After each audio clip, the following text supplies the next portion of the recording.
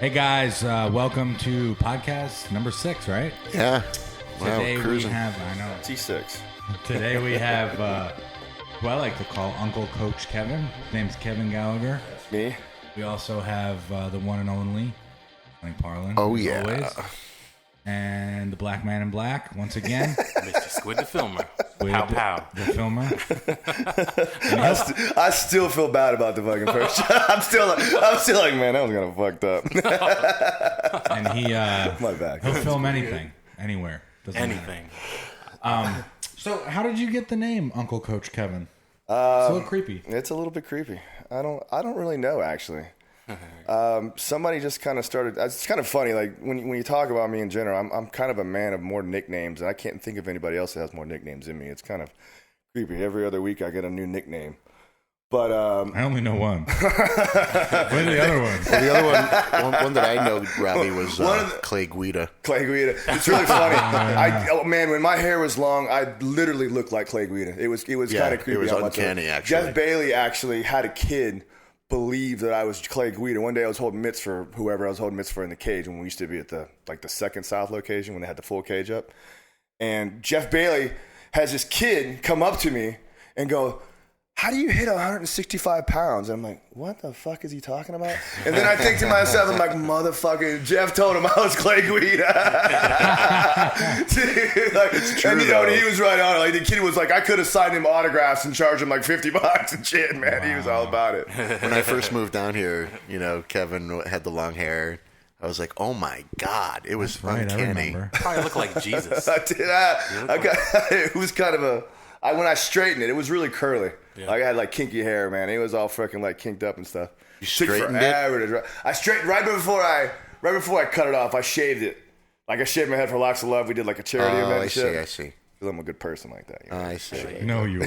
I'm a horrible person. I'm constantly trying to do good things to make up for the fact of what a horrible person I am. See, I feel like guys grow their hair out and then they just realize it was a horrible idea after all these years, and so they cut it off and they give it to Locks of Love and pretend like that was what they were going to do the whole time. It takes so long. Like it took so long for me. Like I got like crazy like curly hair. There was such an awkward period between long hair and short hair that I swore to myself. Like I was like, I'm determined. I'm growing my hair out because I'm going to do it. I'm going to do it. I'm going to put it in a ponytail and just rock that look for a while. But it was such a pain in the ass between that, when it's like not quite long enough to put in a ponytail, but like too long to really do anything with it. You gotta like slick it back. You gotta like Man put hats bun. on and shit, and man bun. Bunch of gel in it. Right, a bunch of gel and shit. I was like, I will never do this again because it was such a pain in the ass, that little period. I've been shaving my head for years now because of that. Yeah, it's hard. Fuck long hair, Yeah, dude. this- That is especially training jujitsu Oh, it's the or worst. MMA. Uh-huh. It's not fair to your opponent because anytime I go for a guillotine on a guy that has long hair, Oh yeah, I'm always like, yeah. maybe What I won't the do fuck? it Yeah, as right. hard because I'm gonna rip his fucking hair out, and that's not fair. That's not an No, that's even not right. match. That's not cool. That's not cool. It's like an episode of Maury or Jerry Springer. One of my blue belts says his daughter training. Her name is Angela. She's really, really solid. She's a great wrestler. And man, I was rolling with her one time, and she's got long hair, and I just breathed in naturally, and all of a sudden I got This isn't gonna a get whole weird, is it? thing of hair that went down my throat and then back out again. It was like it took about a second and a half. It was really quick, but the experience scarred me. Yeah, it was. I used to like. I was cool. I kind of dug the look for a while. I kind of had like a Curtis and everything going over a little bit, and then fucking like I got so sick of rolling. And just, people's, not on purpose, like people's knee would be caught on your hair and you'd rip it out, like big fucking chunks of your hair would get ripped out every time you rolled, or it would just get caught and shit. The worst is when you roll with guys with dreads. Oh, Nothing yeah. against dreads, but No. that is disgusting. Dude, they Big BC always come out on the mat. Bro, like, there's that guy BC that trains. He's a super cool dude, by the way. Peace out, BC. Hopefully you're listening or whatever. Peace and love. That's what we got. That's a squid. He knows. Yeah, Squid. Look us up. Black man in black. Let's ask our black You're here liaison. to keep us cool. Our black liaison. I know all the lingo. All of it. That's so fucked up. So, I don't know, what the fuck were we talking about? I don't know. BC with long dreads. Like it's almost kind of like when we take his back and shit like that. You try to choke him. It's like you got all that shit up in your face. It's hard, man, and it gets in the way, like going for chokes and stuff. It's almost kind of a disadvantage. But I'm sure as much as it's a disadvantage for us, it's like for him, fucking people just grabbing his shit and like It's an pulling advantage it. for Right? him. Nah, I don't know, man. Because it's hard to choke him, dude. You could choke BC out with his freaking dreads. Some things are like knots, like huge, crazy long knots. So You could also do rope work. Get some grip work in. pull him around his neck and choke him like it's a gi. Right, exactly. Kevin, what do you do for a living? What do I do for a living? Not only a living, but like, what's your day like? What do you do? What's my day like? Well, as of right now, I'm trying to train for the ADCCs. I kind of had a little tough luck. I was training real hard for the last like year and a half. I've really like focused. You know, I'm a bartender. I really like was determined to make some kind of a stamp for myself, just for myself, to go out there and win some big tournaments and try to promote myself, make myself feel better about it, because I know I had it in me. For sure. You know what I mean? So I wanted to go out. I wanted to go out and do it. So I've been training pretty hard. Like I usually train. I usually train twice a day, 4 days a week. You know, like it's usually like, and I'm an old ass man. I'm fucking 40 years old. That's fucking pushing. Every once in a while, I gotta tell myself to take a break. You're 40 already? Dude, I'm gonna be 40 January. Damn, savage. Yeah, January 30th, dog. I'm an old man. Jesus. I'm 43. Cry me a river. I know. It doesn't get We easier, can compare man. aches later. It definitely does get easier. But anyway, like I'll usually do like a session of jiu-jitsu and a session of weightlifting, or 2 sessions of jiu-jitsu 4 days a week. And then maybe if I'm not freaking exhausted from bartending Friday, Saturday night, I'll try to hit an open mat on Sunday. But the thing was, the point is like I was training real hard for the Worlds and I was doing well. Then I get concussion problems, so I had to take a little time off. Then I got a fucking staph infection. So I haven't really fucking done shit for the last 3 weeks. Just sitting around getting fat. Well, you've been training pretty good. Yeah, I'm getting back to like, I wish that my strength and my conditioning was where it was freaking 3 months ago. But like, it's kind of, it's getting there. Whatever, I'll be all right. Yeah, let strong to me. technique be your blade. I bet you can tear fucking yellow page books. What do they call it? Phone books with your bare hands. My man. Yellow page books. Keeping it real. Holy shit. I don't know. Remember those yellow page books, guys? Yeah. You still got. You still get them fucking things. They used still to be in deliver those them. silver box phone booths. Hell yeah. I don't even. Did they still deliver? Up until recently, I don't think they were still delivering them fucking things. I can remember walking out the front door and like, what? Are you fucking kidding me? You're still sending me a fucking yellow page? Like, not every human being on the planet doesn't have a fucking like Google access. I know. At this point, I need a yellow page. It's funny. So Kevin, you recently made some pretty big accomplishments in the jiu-jitsu community. Let's talk about those. You have a couple of titles, both gi and no gi, right? I won the Masters 2 no-gi Worlds last year. And then I won the Masters 2 brown belt gi Worlds this year. Nice. And yeah, man, it's pretty fucking cool, dude. I like it that we can still show that we can do things in the gi around here. No, dude, like it's South with Matt. I can honestly say that I think I've spent equal amounts of time in my gi and no gi throughout the entire course of my jiu-jitsu, which kind of makes me feel like I'm equally good in both. And it's funny because I have people that will tell me, I think that I'm a better no-gi guy. I enjoy no-gi, and I kind of enjoy, the leg lock game and different things that develop through no-gi. Mm-hmm. I think you can in no-gi, I think you can be a little more fluid and allow things to develop. I think gi is a lot more stagnant, exactly. It's a lot more you imposing your will on someone else as opposed to having a nice fun flow into it, because you got the grips. You got to use the grips to create positions. You got to use the grips to hold people down, and the other guy's got grips. So I can't really now allow you to move on your own to allow me to move. You know what I mean? And have a nice little flow, take advantage of counterpuncher type stuff. I found the transition from no gi to gi was way easier than I see people going from gi to no gi. Yeah, I think you you're get a right guy that does only gi and has a black belt on. He's never done no gi, and you put him on the mat. Mm-hmm. with anybody, there's a whole shit It's a whole of stuff he has to now learn. he doesn't have anything. And when I agree with you on that, because when you've done no gi for a long time, like when you put a gi on, it doesn't take real long to realize, okay, this is just the same shit. Now I just got shit to hold on to. Yeah. And it makes it easier. And I really, honestly, with the exceptions of a few chokes and the exceptions of a few like, positional type things, I really believe that my gi game is pretty much a no-gi jiu-jitsu with shit. That's exactly how I describe my gi game. I do a few things differently, and there's a few cool like loop chokes and things like that come out of it. But my gi game is basically like no-gi jiu-jitsu. Now I just got shit to grab onto. With Gucci on. I do gi chokes. You're on point. You're on fire today. My Gucci sweater. Anyway. No, but I actually do more gi chokes than the gi. Yeah. Because I feel like I'm doing it a disservice if I don't do gi chokes. And I find that it's easier. Passing the guard, way easier in the gi. Oh, fuck yeah, dude. Like grabbing the pant legs is like, if you're not accustomed, if you get somebody that's super strong, and you allow them to get 2 grips on your pant legs, you're down. Dude, they're going to pass your fucking guard, man. You know what I mean? I'm like literally, like if you don't establish those grips and beat those grips or do something to get them off your fucking legs fast enough, when they get the big strong dude that wants to pass your guard, he's going to grab them grips and he's going to pass your guard. There ain't going to be a fucking thing you can do about it. That's the thing is a lot of the gi is who's got the stronger grip, who's got the stronger wrists to impose their will with that choke. And then, there's guys that are gi specialists that open up a whole nother world of things that are pretty, like a Louis Mata. You know what I mean? Like Louis Mata's game is, Louis Mata's a guy who trains with us. And he's a very good gi guy.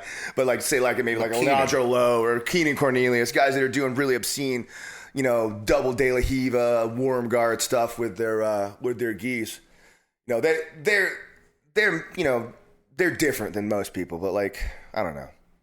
I don't even know what I was talking about, but you got I dropped some pretty cool sub knowledge in there. Well, the thing is a lot of people, especially a lot of traditional gi guys that love the gi, they'll tell you that you have to do gi in order to be good at no gi. No, I disagree with it completely. 100%. That's weird 100%. To say that. But I agree with you in the fact that a lot of guys that are very good in the gi don't always become very good in no-gi. That you're right, the transition is different. Because I think it's way harder. When you're very accustomed to using grips to pass the guard or to advance positions to do anything, now when you're in no-gi and you're like, holy shit, I don't have anything to grab onto. Like, you don't understand where the points of pressure are. You don't understand where the underhook should be or how you're supposed to use an overhook or an underhook for this particular position, because in the gi, you were just used to grabbing the oh shit, there's that fucking lapel I can grab onto to pin him down, and there's that fucking other knee, pant leg I can grab onto to hold him down. I'll probably catch a massive amount of shit for this, but I don't know.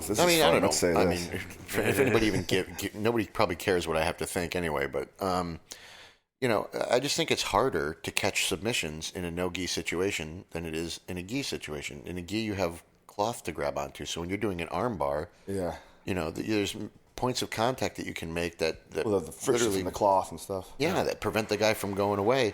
Whereas in no-gi, you have to squeeze and clinch and hold them there, with your body. Right.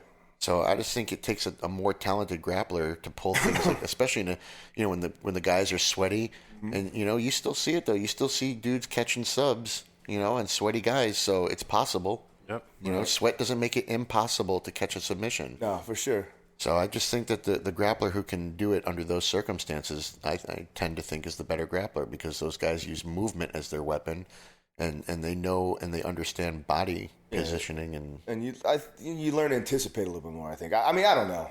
Man, I know guys that are black belts in the gi, that the only thing they know how to do is grab your shit and not let go.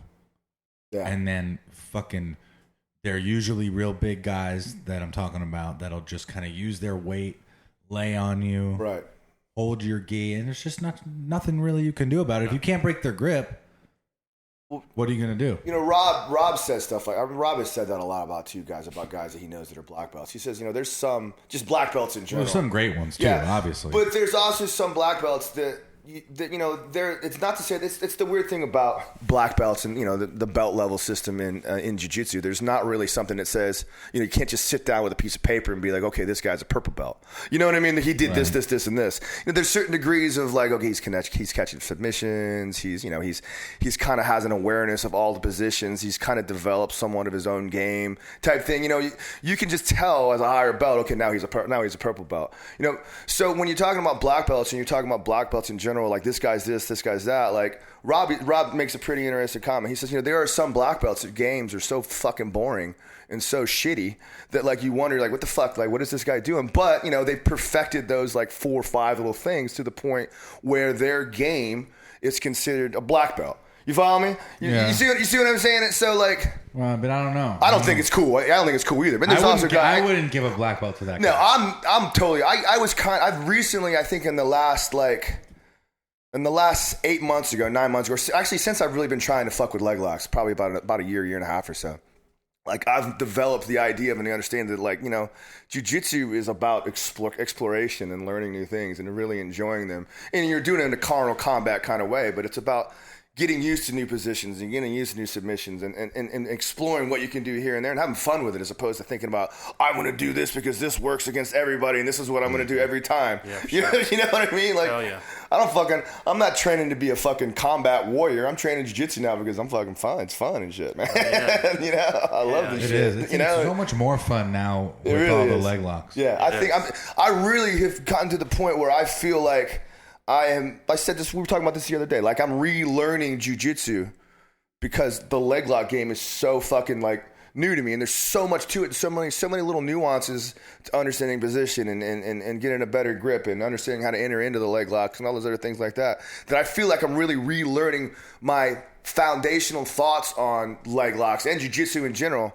As far as like pass the guard, get the permission, go to submission, to like kind of exploring new ways to, let me sit back for this knee bar, or sacrifice a position to go around to try for a leg lock or go for a fucking, you know what I mean? Yeah.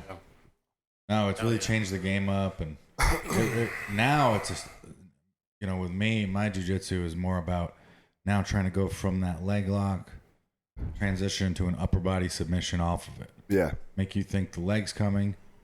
Go into an armbar, or like Gordon Ryan did just recently against Todd. Remember? Against Todd, yeah, took that back real quick. Yeah. They're those guys. Yeah, those guys. They like Cummings was saying that one time when he came to do a seminar. Eddie Cummings said that he was like, like people always say that we're the Danaher Deathstroke, we're gonna be looking for leg locks. Yeah, we're looking for leg locks, but in that transitional period, I finished a whole lot of fucking razors and a whole lot of Kimuras and a lot of other things that come off of that because guys are so concerned about the leg locks that they're fucking sitting back on their heels and what's exposed, all the upper body. Eddie Cummings won the trials with a looping armbar from close guard. Yeah, right. Because the guy was just like.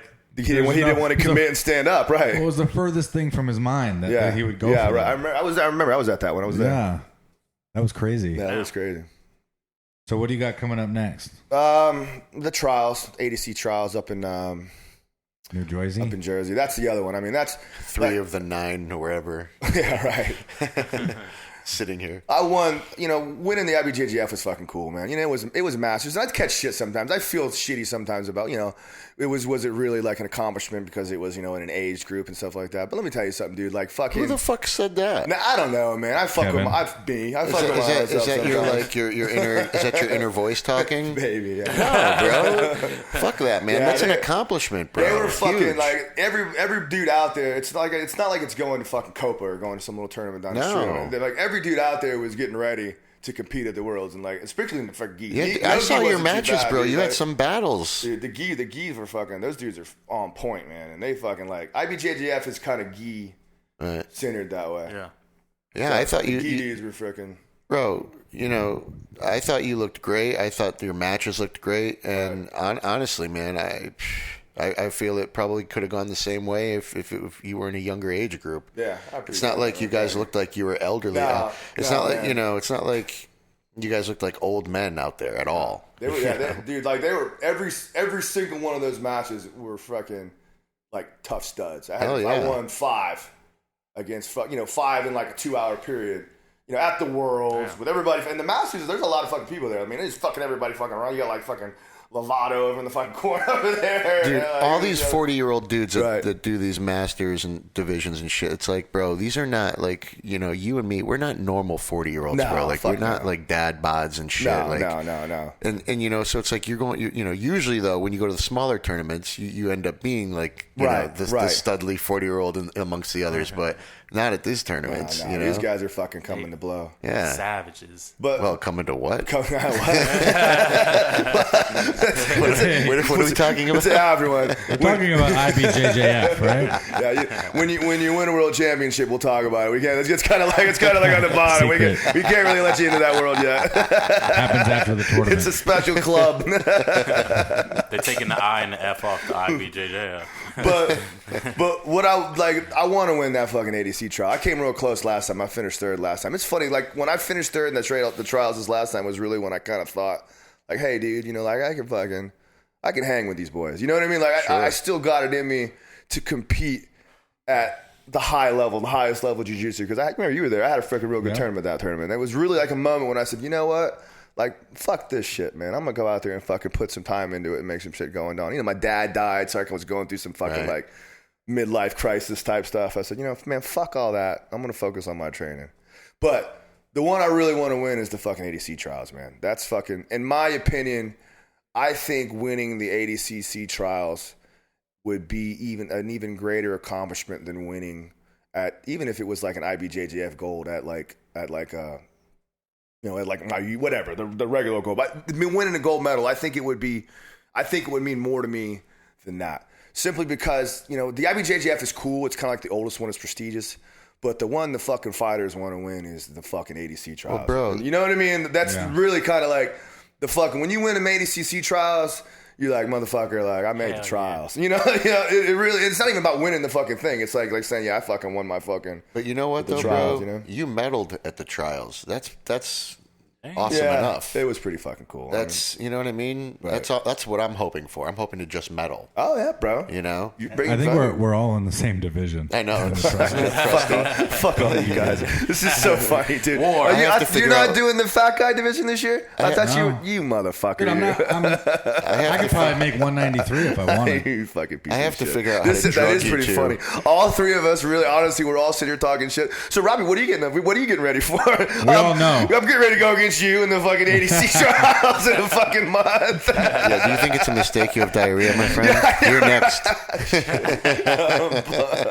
You're next, my friend. Funny. Yeah, don't be fucking sleeping on old man Sonny Parlin over the corner over there, too. He's trying to be all, I know you're fucking game. You're trying to be all past, Will, just happy to be out here with you guys, and you're going to slap a fucking leg lock on me and rip my fucking ACL Hey now, like it's hey now.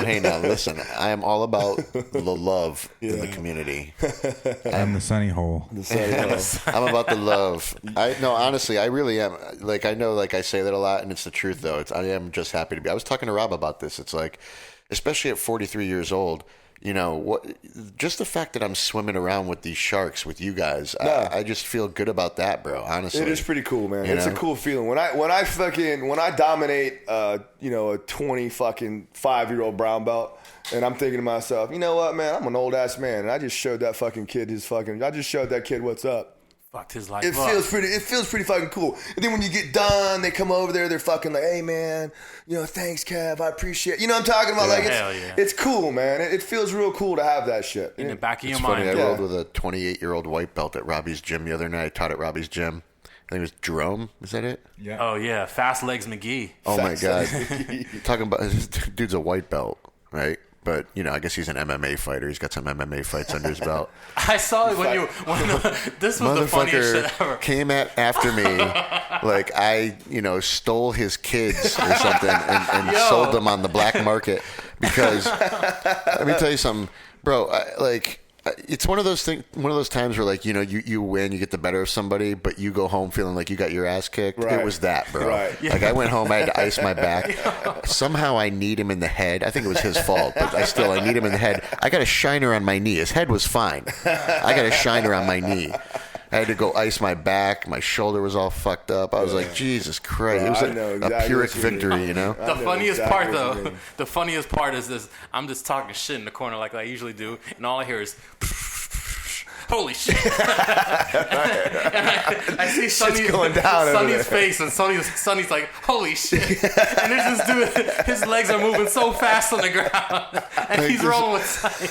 Like, this motherfucker. Does this guy not know that I'm old? Yeah, right. Not all about this right now. I was like, and he was the last roll that I went with one of Robbie's purple belts, who I thought was going to be the toughest roll of the night. And then I'm like, okay, like I roll with that guy, and I'm like, all right, so I see this guy. I've never seen him before. I assumed he was like either white or blue or something, and holy shit, I don't think Sonny was ready for I was not, how fast this dude was going to come at him. I was not ready for a death match. That is so awesome. I love rolling like you gotta like when you're rolling with that dude, because there's always that one dude. There's always that one like white belt that's just starting out that's like, he's just a tough motherfucker. You know what I mean? Like, he don't know shit, but he's tough and strong and fast and athletic, and he's gonna do. He drops back for a footlock because he saw it on UFC. Yeah, right. He's gonna fuck that shit, bro. Fuck. That motherfucker Got caught by a white belt. You have to take my leg home, man. I ain't tapping into a white belt, dude. Bro, there's a new guy at North. He's a buddy of Tom McCulley's, and he's like a Nordic Viking. He's like I think he's down now, but when I met him, he was 290 pounds of pure muscle. Just a giant man. And talking about, you want to roll. And I'm like, yeah, not with you, brother. I'm like, it's okay. I'm like, all right, yeah, I'll roll. And, actually it was really cool because he's really calm. He doesn't spaz or anything like that. But let me tell you something. He knows how to use his strength. Yeah. It took me like it was a 5-minute round. It took me 4.5 minutes to catch him. Yeah, dude. Like you gotta wait for them motherfuckers to get tired. Oh yeah. You just gotta be like, all right. You just gotta survive. It's just bro. I'm just gonna survive this shit for fucking 3 minutes, and this dude is gonna he's gonna go, and I know it's fucking done. And then I'm gonna then you are gonna feel my motherfucking wrath and know where you fucked up. I'm like, yo, because I'm gonna string you up like a motherfucking sack of potatoes and shit. I just want to be like, yo, let's go check Ancestry.com on this motherfucker. What you doing, god damn it, motherfucker.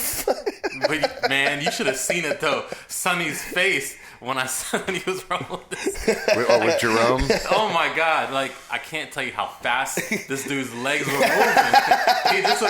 You ever see like Jerome's legs? Yeah, like you ever like saw a spider and then you throw some water on the I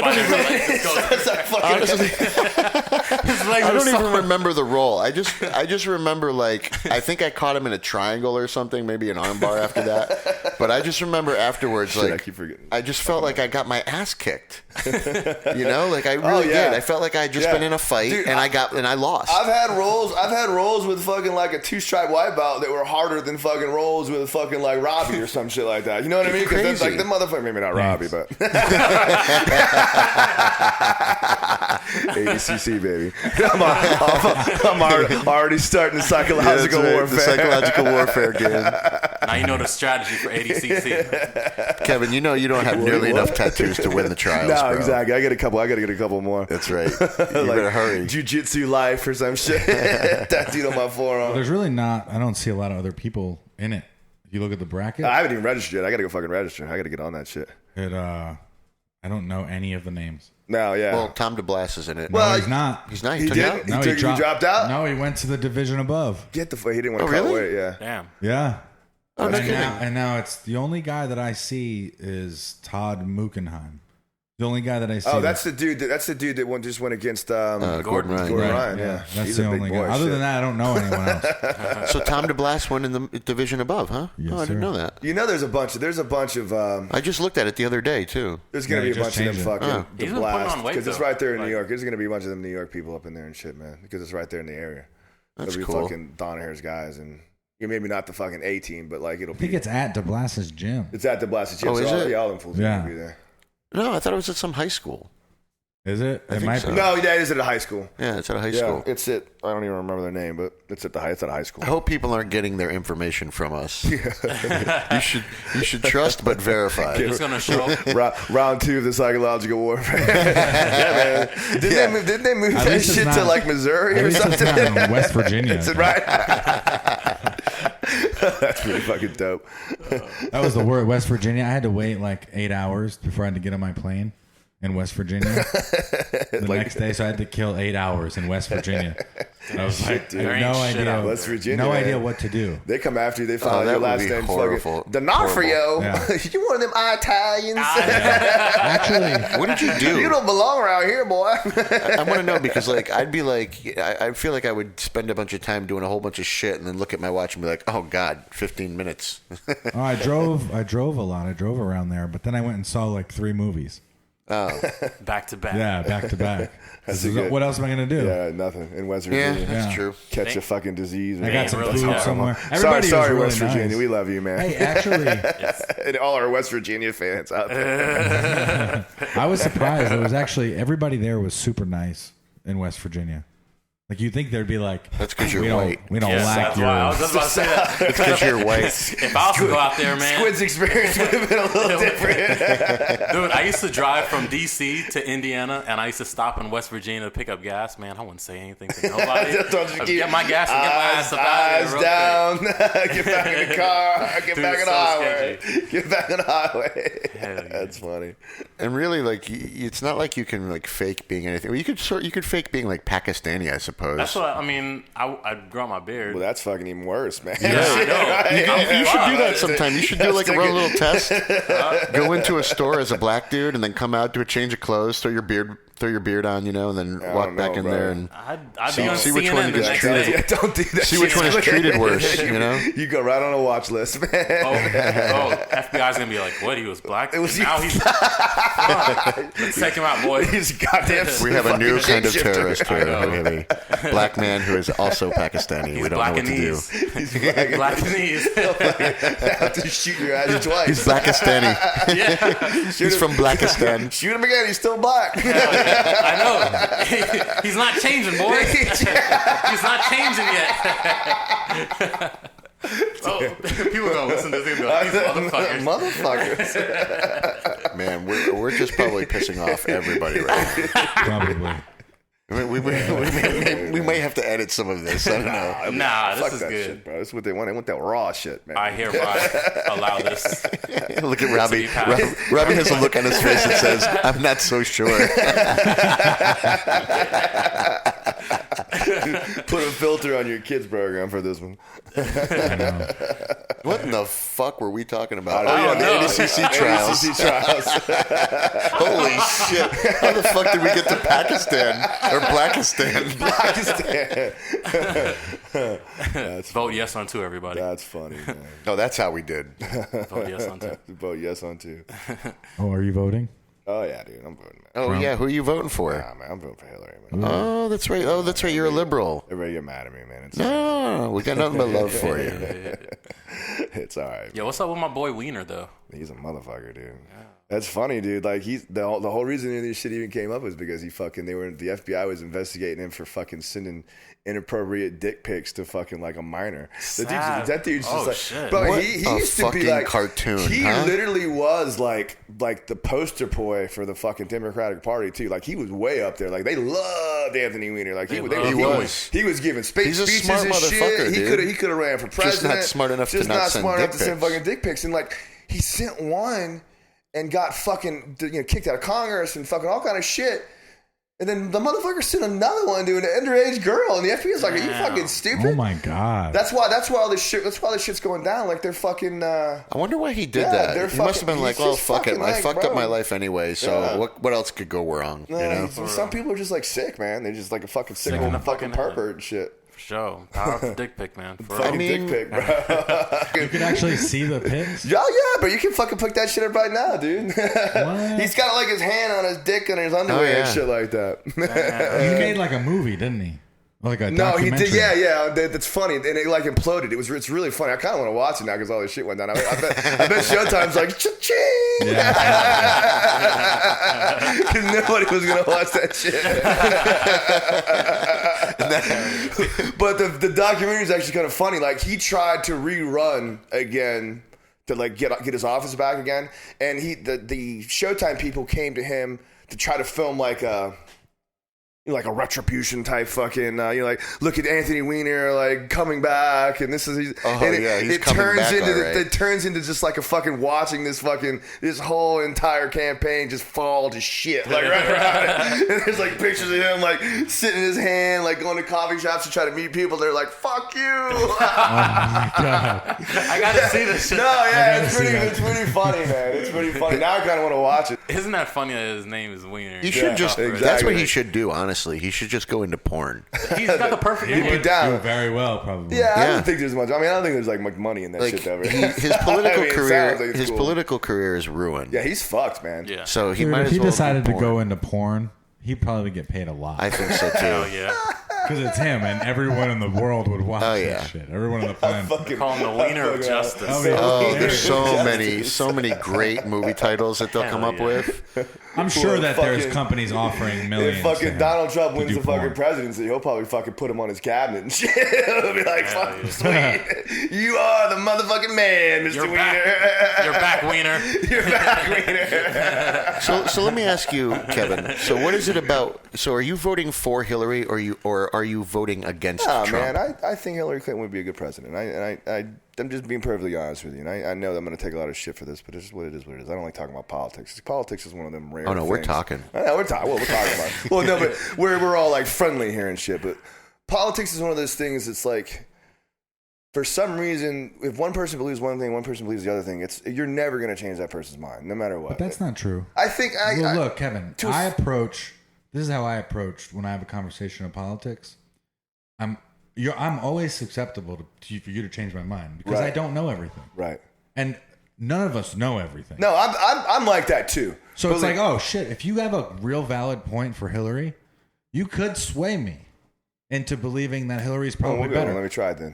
I'm just saying, if you do. But as of right now, I'm going to vote for Trump because I feel like Trump hasn't been in politics, and the people that say that, oh, Hillary has experience are the same people that say, oh, we got to get rid of all these politicians. Yeah. Well, Trump isn't a politician. He's going to come with an outside perspective. He also paid for his own campaign, so he has no special interests. Hillary is going to fulfill the special interest needs as president. That's it. Bottom line. Yeah, but maybe she'll do. This is going to sound very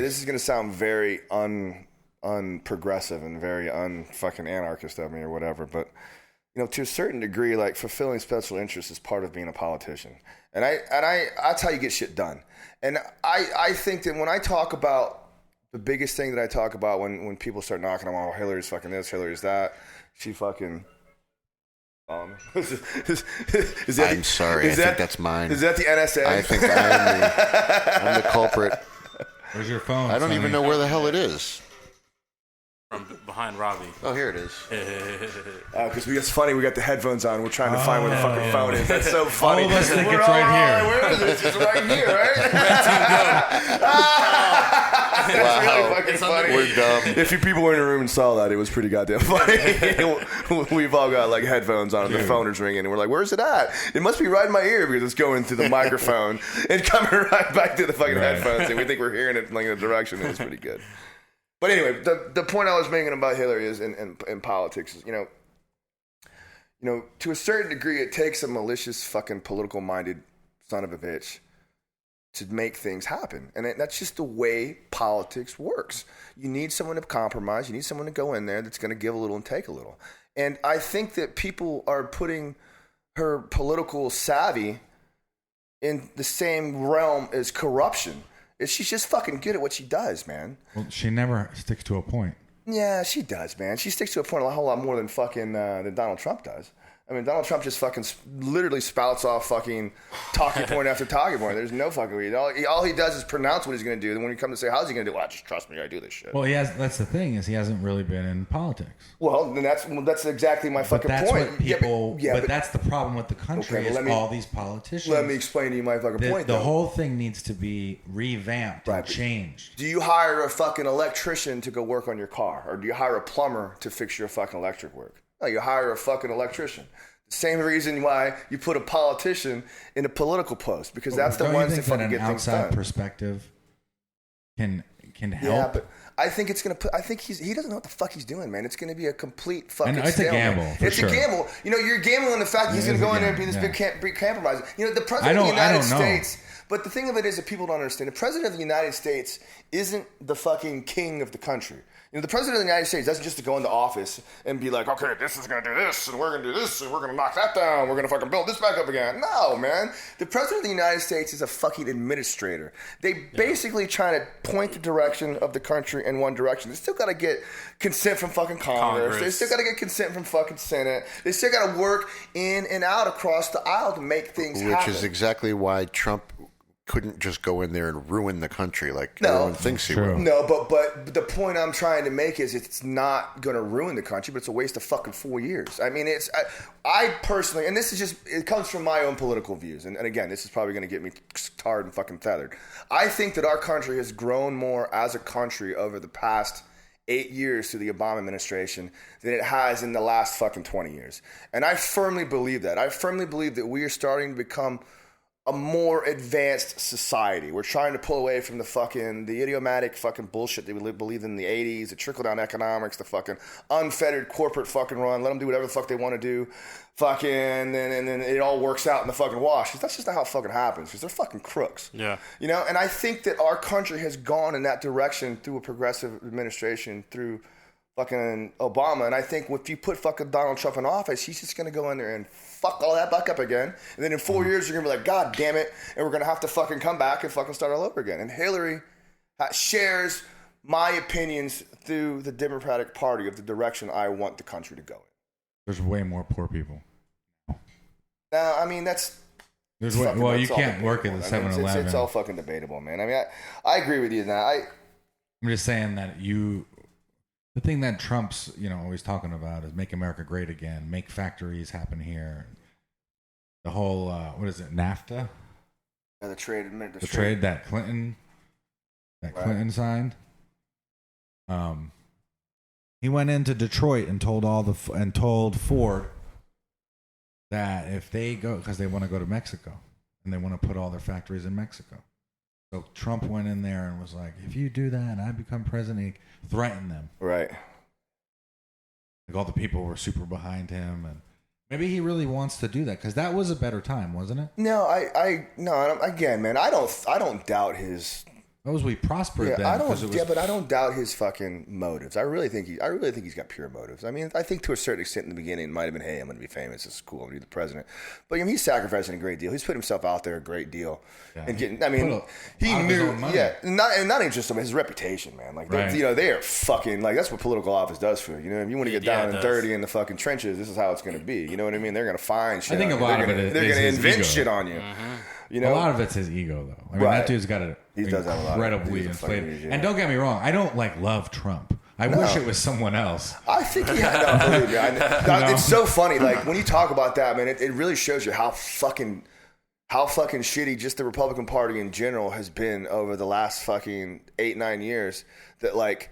As fucked up as Hillary Clinton is, like, because literally, like, if they had put fucking Jeb Bush up, like, there ain't no way in hell Hillary, like it would have been like a fucking, like, they could have just marched Jeb Bush right into the fucking White House. You know what I mean? Been a nightmare. But the point of it is like, because they're stuck with Donald Trump, they're like, they can't even beat fucking Hillary fucking Rodham Clinton's fucking crooked ass. You know what I mean? Like, see, I like Trump, and I'll tell you why. Because he offends people. Yeah, but fucking... And I think people who get offended should be offended. Yeah. I do like that. I'm about... That's probably one of the things that I fucking... In today's society, I'm a fucking... Believe me, I'm an old school cat, man. I really, at my core, I'm kind of like about fucking like, fuck you.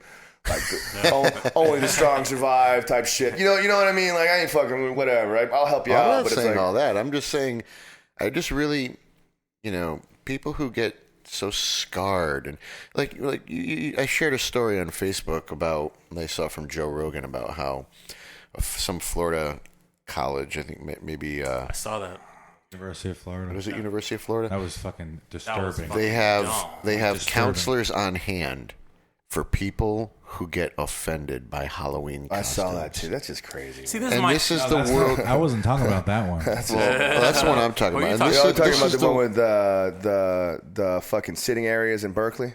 Yeah, That's that was fucking pretty crazy. crazy. That was I pretty saw crazy that. too. That was pretty fucking crazy. Yeah. That too, right? Yeah, Sam? I don't but it's know. like You wonder. know, You see shit this like is that. the You wonder world like we the live. validness of it. I This wonder is if the it's like world a we real live thing. in now. No, it is true, man. I'm a firm believer in fucking political correctness. Is like I understand the principles behind it. I understand that yes, we're trying to help someone overcome some kind of racial segregation or you know what I mean, or racial an unfair disadvantage by making sure that everyone doesn't treat them in an obscure manner. You know what I mean? You know, I'm talking about calling someone fucking names or just treating someone different. And I get that. That's cool.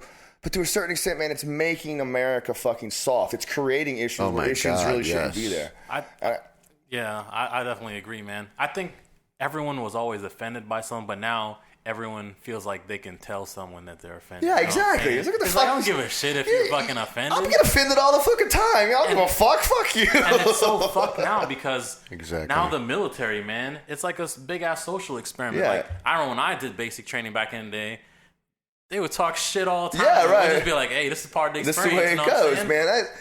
I'm a firm believer in that, man. And like, I fucking like, I don't know, man. I grew up with my dad, and we fucking like, hey, it's the fucking guinea down the fucking street. You know, it's just the way fucking like, and it's not even like, it's not even like a fucking. Like a hate thing. It's not even like a hate thing. It's just like the way you fucking describe I'm a somebody. guinea you know what I too, mean? bro. You know what I mean? And it's funny when you see other cultures, like like Latin cultures, when they talk about someone else, they call them fatty. You know what I mean? Yeah. They call them fucking blackie. You know what I'm talking about? And it's kind of like a natural. Fucking, sorry, Squid, my bad, dude. Why do people apologize? It just makes it weirder when I apologize. Yeah, like a See, million that's times. because this is a perfect example. example of Kevin being a liberal. He said blackie, and then he immediately felt his white guilt and felt he had to come up and get it down. Your ancestors.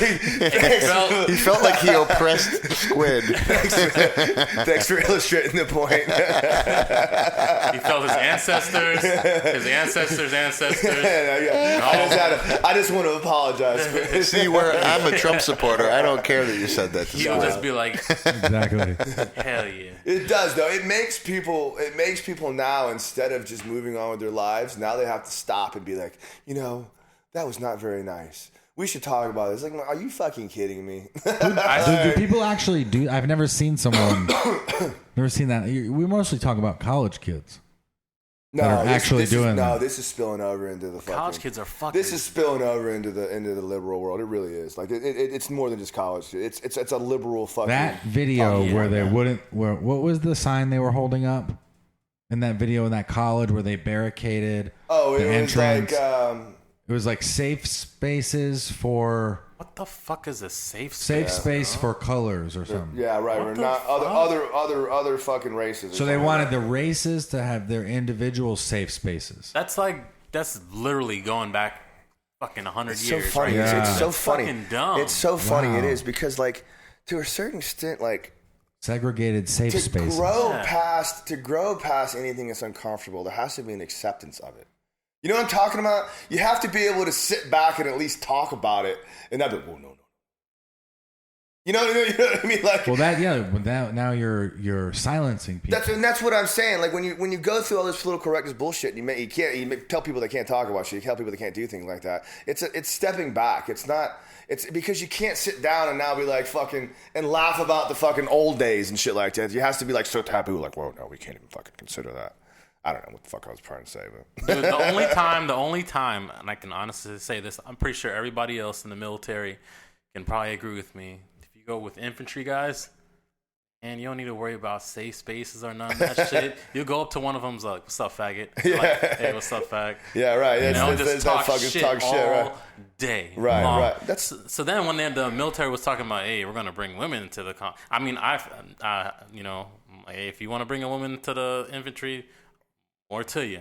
Right. But best believe, ain't nobody Yeah, gonna they ain't stop somebody's changing gonna what they're stop gonna be fucking saying. changing, no, for sure. They're gonna get even raunchier. So, but it's funny because I actually know people, like I know females that are like cops and stuff in the military, and they hang out with the dudes, and they're just like, hey, yeah. So I think it's like confrontational jobs.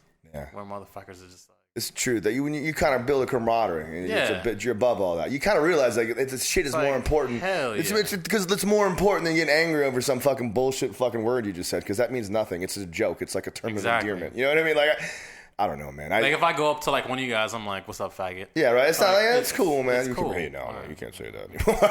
And if you do say no, you can't say that. I'll make fun of you even more. And again, it's about like even more than that. It's about like intent. Like I can call you a faggot and be like, I could be like, you motherfucking faggot. You know what I mean? And mean it. You know what I'm talking about? Or call a gay person, you dirty little faggot. Oh God, I'm sorry. We really can't air this now, right? But round 2 of liberal. You did it again. But I can. Kevin endorses Hillary Clinton. I just think I should be able to say whatever I want. I think so too. And not and just, people need to get over it, man. And that's it. I'll just say whatever I want. That's all there is to it, man. Pretty much. That's crazy. They actually have safe spaces. So this is a space where you can go, and no one's. Is it a room you can go to and nobody's in there? Or is it but I was a raunchy motherfucker in college, so I would be the one guy that goes in the safe space and starts going up to how people. old are you now? How old are you? If you don't mind. 25? Yeah. Oh, you're still a baby, so yeah. So I just talk shit all the time. Yeah. But see, this is why I don't want to vote for Hillary, because I feel like a vote for Hillary takes the country, and I don't even care about Hillary or Trump, but I feel like a vote for Hillary brings the country further into that direction. More safe spaces. More fucking liberal bullshit like more that. segregation. But I also that's kind of where I kind of like have a fucking quid pro quo. I give a little, take a little, and just kind of deal with it, because like I honestly, all that being said, I think that's better than the direction that Donald Trump wants to take the country. I firmly believe that, man. I am afraid of, even now, even if Donald Trump doesn't win, I'm afraid of the America that has been created through the venom that Donald Trump has spewed throughout the country. The fucking closing borders down. We fucking ship the fucking Mexicans back. That's not what America's about. That's not what America is fucking founded on. Have you ever seen how do you fucking say that, man? How do you fucking say that we're the richest country in the world? We can't fucking take in fucking.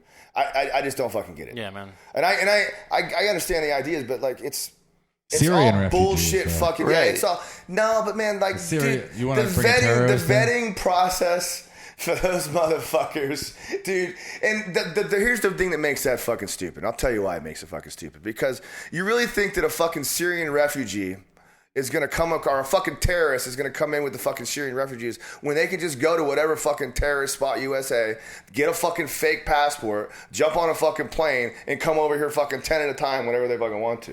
You know what I mean? I don't know if it's that easy anymore. Yeah, bro. I mean, but they that come in being as Syrian refugees. But the Syrian refugees get fucking. Do you know what the vetting process is to bring them? It takes fucking. It ain't like they just put them in a fucking in a truck and ship them over here. You can't vet somebody's thoughts, right? You can't vet somebody's thoughts that are already fucking here. Well, this is true, but why take a risk? Why bring in people that are currently living in a society where at least 70% of the people that live there, whether they're terrorists or not, think that it's okay to kill somebody for leaving the Islamic religion? Because you're cutting them off in their most fucking dire places. And what do you think those people are going to fucking do now? They don't have a fucking choice. Now, you at least have an opportunity to save them. If you fucking send them back, they're going to fucking turn into evil. Then their kids are going to turn into fucking terrorists. And you're breeding a whole fucking country full of fucking terrorists. Why do they have to leave? Because they're fucking being killed and fucking taken by ISIS and saying, hey, if you don't do what we fucking tell you and foreign our fucking religion and put a fucking burqa on your wife, we're going to cut your fucking head off. Okay, good. I'm glad you said that. So now, what would you do personally if that started happening in the United States? Would you run away? No, but thank you. No, but you'd pick up a fucking AK or an M4 and you'd fucking go to fight. But wouldn't you? No, but see, Sonny Parham, you're being... yes, I would. Yeah, you're motherfucking right. You're absolutely would. right. And so would I. Motherfucking would. But would I motherfucking do that with my wife and my fucking 4 fucking kids? No, I would want to get my family... I got a wife and a kid. I would want to get my family as safe and out of here as I fucking possibly can. if I was some fucking accountant from fucking, from the middle of nowhere, like what the, and what you don't understand is like Syria isn't like all fucking cowboys and Indians and shit. Like Syria is a fucking country. You've been over there. I mean, they got schools, they got doctors, they got fucking office buildings, they got houses and shit. You know what I mean? It's fucking like everyday fucking American society, or maybe not, but the same fucking thing. People have this misconception that Syria, they must be living in fucking tents and fucking cooking goats and shit. They just show you that part's on the Well, I definitely thought the goats. Right, I mean, we're not talking about like Afghanistan's a little bit different, but Syria is a motherfucking country. Same thing with Iraq too. It's a fucking country. So I mean, we're not talking about like fucking like nomadic fucking people that are ready to pick up arms and fight. We're talking about like everyday dude that just fucking like what's happening works in a gas station or something. What's happening in Europe though with the refugees? There's been a lot of attacks in Europe. It's a fucking slippery slope, but I 100% guarantee you can't fucking compromise the original fucking moral code of a country to benefit a fucking small little piece of something in time and space that's happening.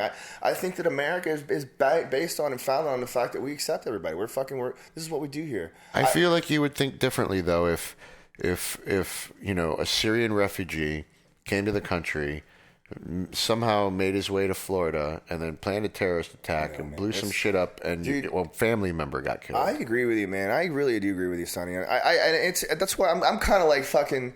I don't know what to fucking say sometimes. And I'm, to be perfectly honest with you, there are fucking times when I stop there myself and think, fuck, man.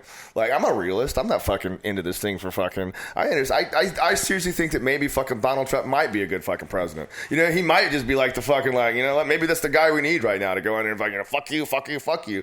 But what scares me is that we turn into the country, because we're the biggest, baddest fucking place in the world at this point. America's still got the fucking biggest dick in the room. There's nobody even fucking comes close. So Russia's getting fucking stuff. Largest, my man. Yeah. You know what I mean? Like fucking.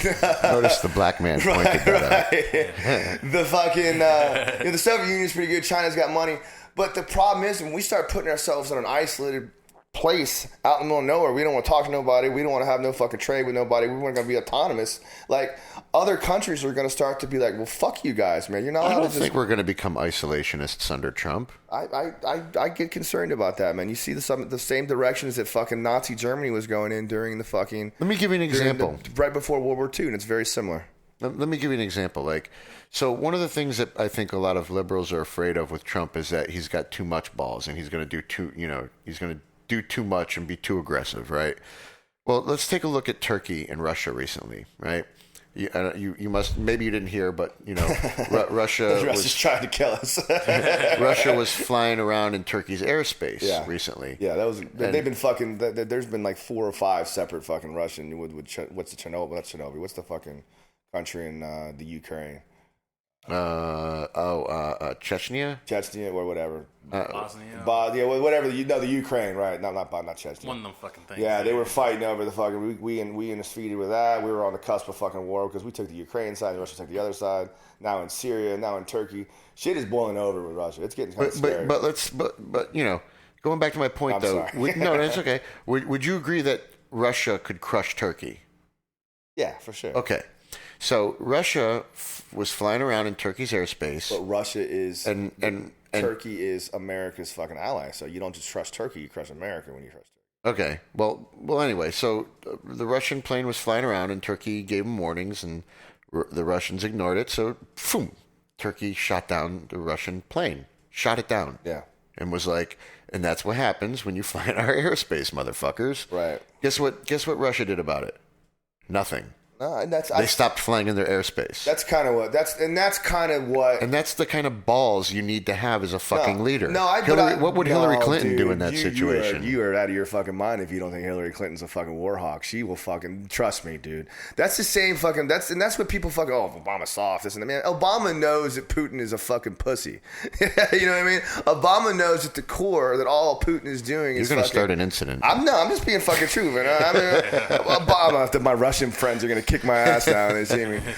Russia knows that Putin is all about fucking posturing. He's all about fucking like, this is what we do, because he just wants the rest of the world to see what a great country Russia is. But at the end of the day, Obama knows, hey, that's real cute, Vladimir. Put your fucking dick away and go home before we come over there. And he's really good at judo, though. He is pretty good at judo. But that's what always fucking amazes me when people talk shit about, well, my Vladimir Putin's this, Vladimir Putin's that. What a great guy. I'm like, man, he's a fucking motherfucker. Dude, like, we should not be talking about how great Vladimir Putin is. Plus, he's a fucking KGB thug.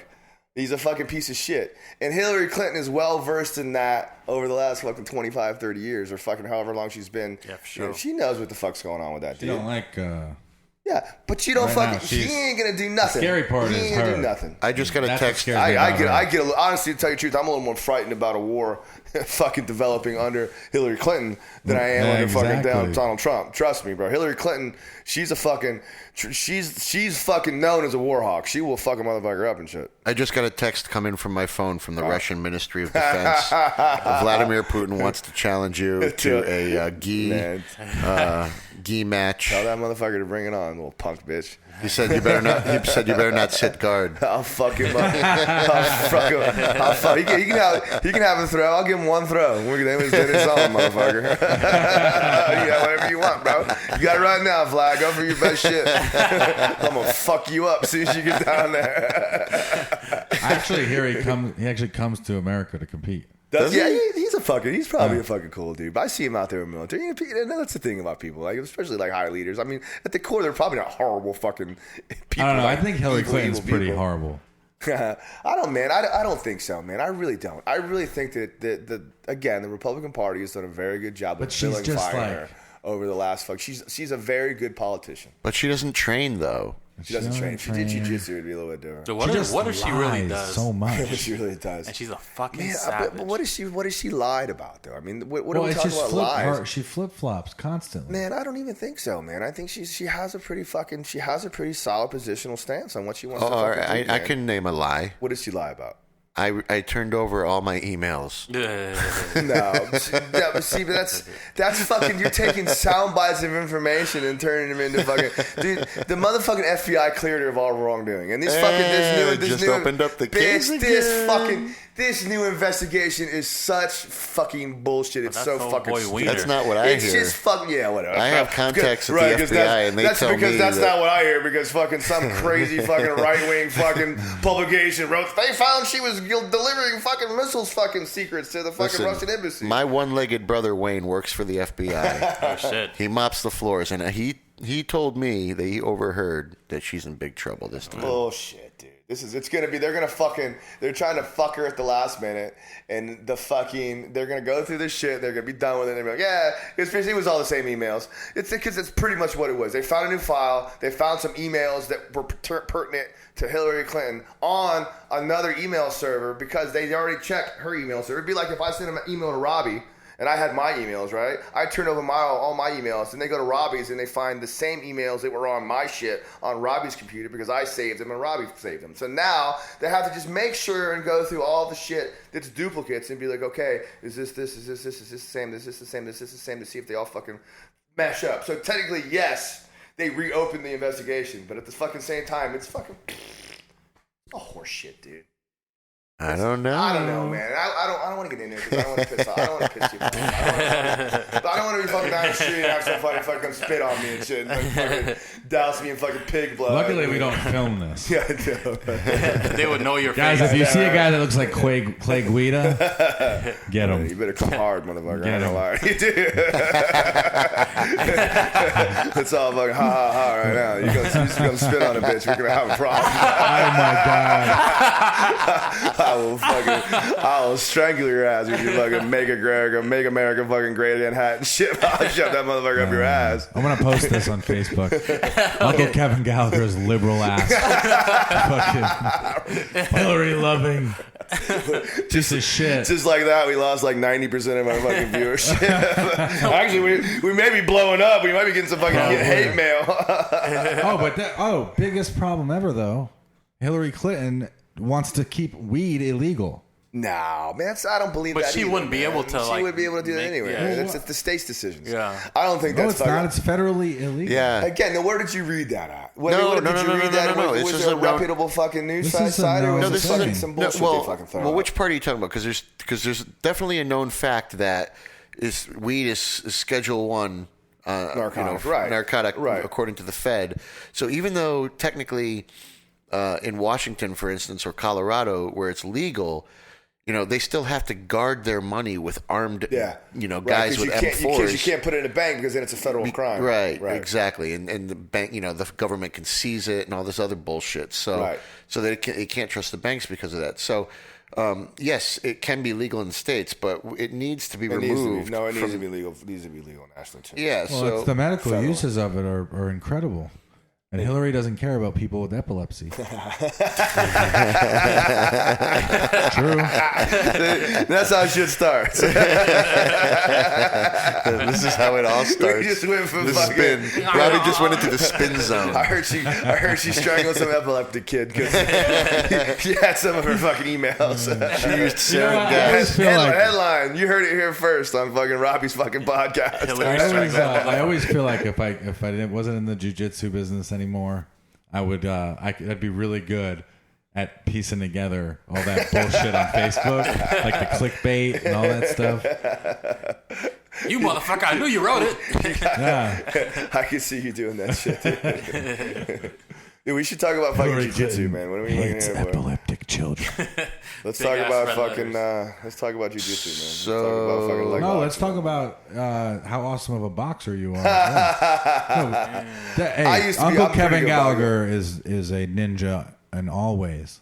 Yeah, I'm a pretty good boxer, dude. I boxed for a long fucking time, man. I had a couple good fucking trainers. I came up with a couple people. Peter Fernandez. I used to train with Jimmy Williams a long time ago. Who was a little like they were all like Hall of Fame inducted. One was inducted into the Florida State Hall of Fame. Jimmy Williams is in the National Hall of Fame as a manager. And I was around boxing for a long, long time. I had some amateur fights. I exaggerated about it. But I had some amateur fights. The fucking, I've been around professional fighting in one way or another for God, probably since I was fucking 16 years old, 17 years old. And I understand dynamic of combat athletes at a very high level just from being around it for so long. And I don't mean that, I'm not trying to pat myself in the back, but I understand things of watching two people compete and understanding how they meld in and out of one another. And I enjoy boxing. Like I always say this really, truly, like as good as I am at fucking at jiu-jitsu, I'm probably a better boxer. I really honestly always used to think that boxing was my best between my wrestling and between my fucking jiu-jitsu. And you wrestled, right, in college? Not in college. I wrestled in high school. Oh, I tried to wrestle in college. I couldn't make the team. But I remember the first time I met you. I wrestled you. Yeah, I love the wrestle. Wrestling's fun. Yeah. I'm old now. I don't like fucking with that shit. I can still get it done, but I ain't fucking. I got a different wrestling game than I used to. Not a lot of shooting. No. Well, I mean, I do. But I'm not wasting my shots. I will shoot. Right. I will shoot, but I'm going to make damn sure that you're in the absolute perfect position for me to take a shot. And I do that outside single leg a lot. Right? I don't shoot a lot of double legs anymore. I will shoot a double leg. Double leg is always my fuck. Like, I need to get a takedown. I'm down. I need to make this shit happen. Just go. A double leg is just fucking, I'm going to get it or I'm not. You know what I mean? I'm going to fucking just take my shot. I'm going to drive my feet, do everything I can do, and fucking the better man kind of wins. Right. I try not to do that just because at 40, I ain't got too many of them in me in a match. You got about one or two of them fucking old man grunts, and then I'm done. It's hard to learn wrestling later in life. That's what I found. No, it really is. Because so much of the details of wrestling are ingrained in just actual athletic explosion. Yeah. You know what I mean? And when you're fucking, 16 years old, that's just natural for you. You know what I mean? So you can build that muscle memory of explosion at a young age. When you're older, you're like, are you fucking kidding me? You want me to do what? I'm in my old eyes. I can't fucking do that. So you don't get to train full tilt with the same explosiveness as you would at a younger age. So you don't really get that same carryover. You follow me? As you grow older, you don't grow older. It's so crazy. Like sometimes when I teach at my gym and some people come in and they're in their 40s or sometimes even 50s. They've never done anything athletic. And then you teach them to do the hardest thing to teach them Yeah. is to do a double leg. Yeah. Oh yeah. Or, you know what I mean? That's the hard, or a single. Yeah. It's the hardest thing to is like, teach. I just fucking okay. When I do private lessons and we go through like Matt's pretty good. He's got a really good fucking that intro curriculum Matt does is really fucking good, man. Like, yeah. It's really fucking cool. They go through like a 38-week fucking process and blah blah blah blah. We do the same thing. Yeah, you do the same. The Well, it's not exactly, but the it's same premise. But right? I actually got it from Matt. Yeah, same and premise. then I altered it somewhat. Yeah, right. But it's like when you go through, like I have private clients that I work with. Like I like a private friends. If you're interested, give me a call. Kevin Gallagher, Coach Kevin Gallagher.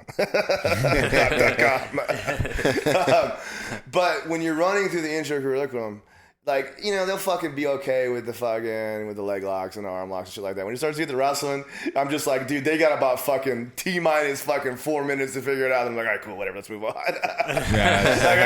You teach some of those classes? Yeah, that's what I do when I get a dude that's like fresh off the street, because I did about 3 of them that I work with. They're just fresh off the street. That, hey man, I'm fucking such and such. I don't want to take classes. I just want to learn jiu-jitsu. All we do for the first, and probably until they get their blue belt, is just fucking that intro curriculum. Right, so they learn intro curriculum and get underneath it. That's what they need. I make them test on it. Yeah, I like that. When they're taking privates from me, I don't make them test. I mean, sometimes I'll do like I'm supposed to. Like I make them test, but it's really just kind of like, you know this shit. You know this shit, dude. Like you've done it to me. I'm like strict 9 on times. it. I make everybody test because I've been around too many blue belts that don't know what an omoplata is. Never did one before. Yeah. You know, or I agree with you 100%. they missed that day. I agree with you 100%. So I make them test strictly. I wish that I was coming up. The only thing that I think with me problem. The only thing with me is I have a feeling that I would have quit just because like I wouldn't have been getting my fucking juice. You know what I mean? Like I part of the thing that kept me doing jiu-jitsu was like I need that motherfucking. Yeah, like, but you specifically, you had already wrestled. Yeah, right. Exactly. Right. You'd have started in the advanced class. Yeah, anyway. Probably. You're probably right. But I would have started in the right. beginner Yeah, classes, exactly. Right. But right, I would have right. done it. Well, Rob used to do something similar. He would just have the beginner class and then the advanced class, but you couldn't go in advanced until you got your blue belt. One time I tried to go into the advanced class because I was already submitting blue belts. So I'm like, well, savage. Yeah. When we go into the advanced class, Rob won't say nothing. You submit that blue belt. Oh, you got all in your shit? Then I went into the class. He's like, "Get the fuck out." That's funny. I've seen him do shit like that too, because he wants you to fucking learn those fundamentals. You know, because you were submitting people, but you were probably submitting them with fucking like The one thing I knew well. Yeah, right. Exactly. Right. The triangle. Exactly. Yeah. Exactly. You know, he wants you to fucking go learn your fucking. You learn, that's cool. You do a triangle. That's great. Now go learn a fucking double underpass and a fucking. You know what I mean? And a knee through pass, and learn how to fucking control side mount. You know what I mean? And learn how to fucking get a butterfly sweep. You know what's crazy about you, Kevin? What's that, man? You got way better at jiu-jitsu just recently. Yeah. Like I said, man, it came from... I personally believe that I was always as gifted in jiu-jitsu even before I started taking it seriously. I just never took it fucking serious. You know what I mean? Like I was just kind of like fucking, whatever. You know what I mean? I'm fucking a fat piece of shit. I got pictures of me. I was a fat piece of shit. Like I didn't think I was, but I was a pretty fat piece of shit. I was too. But The complete opposite. Sonny was really fat, though. the last, yeah, I wasn't that fat. No, I mean, fuck that. So, what do you think? I still get offended or something? Help me out, Squid. Say something Nah, cool. man, that's all you. That's right there. That's on me, man. That's on me. I'm so offended by you making fun of my former self. Okay. We'll both move on and get over this, dude. It's fine. I'm like the opposite. You know, when I say I'm sorry too, it's really only like half apologizing. I just don't want you to be mad at me. I could never be mad at you, I have this Kevin. weird thing about like always trying to make people happy. I can't be upset. I can't be like content with the fact of knowing that I might have upset someone. Is that why you're always grabbing my It's dick? really weird. That too. Yeah. It's so weird, Well, bro. I like the feel of the shaft a little bit. Yeah, that makes everybody happy. That makes everybody. Hell yeah. Squid just made it real, man. We're joking, bro. We're all just fucking around here, and shit, bro. I'll be fucking. Put your shirt back on, Squid. Jesus Christ. Hey, boys. I know it was a party like that. I'm just saying. All right, back to jiu-jitsu, damn it. Fucking Christ. But to answer Robbie's question, like when I went out and I made my choice, I said, you know what, I'm going to train hard for this fucking Abu Dhabi trial. Because I was doing pro training and shit. But, fuck this. I'm going to do these trials, the ones in South Dade or whatever, in Coral Springs 2 years ago. I was like, I'm gonna fucking train hard and do these fucking trials. Just fuck it, man. See what happens. And I went out there and I took third. And I was like, you know what? I had some fucking good fucking tough matches. Like, you know what, man? Like, I could do this shit, man. I'm gonna fucking, and since then, I focused on getting better. And I really think that what has made me better is searching out superior competition. And when it comes down to it, I don't think that you will ever get better. You may be bad and you may be pretty fucking good, but there's also some exceptions to this, but unless you are competing against other people that are better than you or at your level, you're never going to improve. You'll get better at jiu-jitsu, but you're never going to really be truly tested. And I think without testing yourself, you never really make it to that next level, particularly on a competitive level when it matters. And I think that coming to those pro trainings and spending time with those pro trainings and going against fucking you and getting my ass kicked and going against fucking Matt and getting my ass kicked, which both of you guys still kick my fucking ass on a daily basis, or going against fucking Luis Mata or any of the guys, Dan Martinez. Luis Mata has gotten Luis so Mata good. is getting so fucking good. He's terrifying. He is. Michael I was Lugo, just too. telling him the other day. I was telling him how good he's become at attacking and transitions from attack to attack. Because I've been rolling with Luis Mata for fucking forever. I've been rolling with Luis Mata from we were blue belts, or maybe we just got our purple belts when he used to train over in Ybor. Right. Yeah, we've been rolling together for a long time, and I've watched him, like, we kind of came up together. I always tell him, like, I'm getting my black belt because I won the fucking worlds. You know what I'm talking about? They don't have a choice. So, we gotta give it to him now. You know what I mean? Right. But I always think that, like, guys like him and guys like Jeff Hoteling and shit like that, I don't consider myself to be like, they're my jiu-jitsu equals. You know what I mean? Sonny Pollard, for a perfect example. You know what I mean? Like, just because I'm getting my black belt, it's fucking cool. It is pretty fucking cool. And I'm still a black belt, so go fuck yourself. But that being said, you're going to be my bitch for about 6 months. I'm going to hey, man, how about you give me some water or something, man? Hey, that's cool. Hey, so I kind of want to roll here, though. So can you scoot up? Sonny, You I gotta told move out of your you. way now. You got to move for me and shit, man. Sonny, I told you I wanted an onion bagel. You fucking got me an everything bagel, you piece of shit. It's fucking smeared. I'm sorry, Coach Kevin. Smeared in your face. You gonna love this shit, boy. No, but Ever since Kevin got his black belt, he's been a dick. I firmly believe that what has gotten me better is searching out competition and pushing myself to compete to get better. Because there was a time I was like, man, you fucking doubt yourself. I'm like, I can't be that fucking good. I'm old, man. I can't fucking do that shit. I'm just not good enough to do that. I just don't have enough fucking skill to do that. And I believe that you can fucking do, whatever, I'm not trying to be fucking super fucking cheesy here, but you can fucking do it if you just say fuck it and do it. Jeez. You might not win, you might not be a world champion, but you can go out and be like, you know what, man, I'm gonna fucking come in here and I'm gonna get my fucking ass kicked. Because trust me, that's all about fucking jiu-jitsu is. Like, I've been getting my ass kicked for a long fucking time. Now I kick some asses too. But like, when I was a white belt, I got my ass kicked for a long time, and then I got my purple belt, then I started kicking ass. I was like, I'm doing pretty fucking good. And I could What have happened fucking to your blue belt? You just skip it. just skip past He was that just a shit. savage. He just were like, Just take Here's your purple belt, Just take your sir. purple, dog. Jesus Christ, man. No, but I could have just coasted through and fucking, whatever. And again, I'm not saying that that's wrong, because there are guys that's their jiu-jitsu journey, and that's cool, man. I get that. You're still gonna get pretty fucking good. You can still be like, and that's where we go back to that one thing. Like, there are dudes that are black belts that like may get submitted by a fucking purple belt 3-4 times when they roll, but you can be like, that dude's probably he's a black belt. You know what I'm talking about?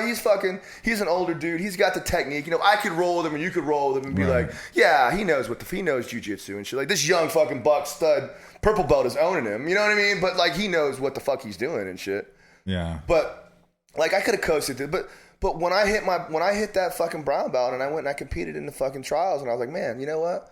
I'm gonna give it another go. And I went out to the pro training and bam, I got my ass kicked again. But you said, you know what, man, I'm gonna do this shit. I'm not fucking around. I'm gonna commit myself to fucking do it, and I'm gonna get through it. And then one day I woke up and I'm like, damn, whatever. I'm not trying to pat myself on the back because I don't like being that guy. It's funny because I talk shit about, triple gold, and I like to drop and shit. But inside of me, I'm really not that guy. No, we know You know that, what I bro. mean? It's fun, and I enjoy it. And I still kind of feel like, yeah, dude, whatever. It's fucking, it ain't really that big a fucking deal. You know what I mean? But Yeah, but for you, being fucking old. and yeah, shit. no, I fucking. We're still fucking taking shots for the ADC and shit. That's how you fucking fat Italian motherfucker. I'm sorry, Rob. Squid, straighten me out, bro. Oh, hey, is there a safe space in here? yeah, I know. That's It's right. the area right You there. fucking Italian safe space. That Italian one? Anyway, man. No, but for real though, it's an accomplishment for you. It's a big accomplishment for who you are. Yeah, and it really, you know, in the end of the day, it means something to me, and I don't give a fuck with anybody. That's all I really give a fuck about, man. To tell you the truth, it's cool. Yeah, man. Some people are happy, you know.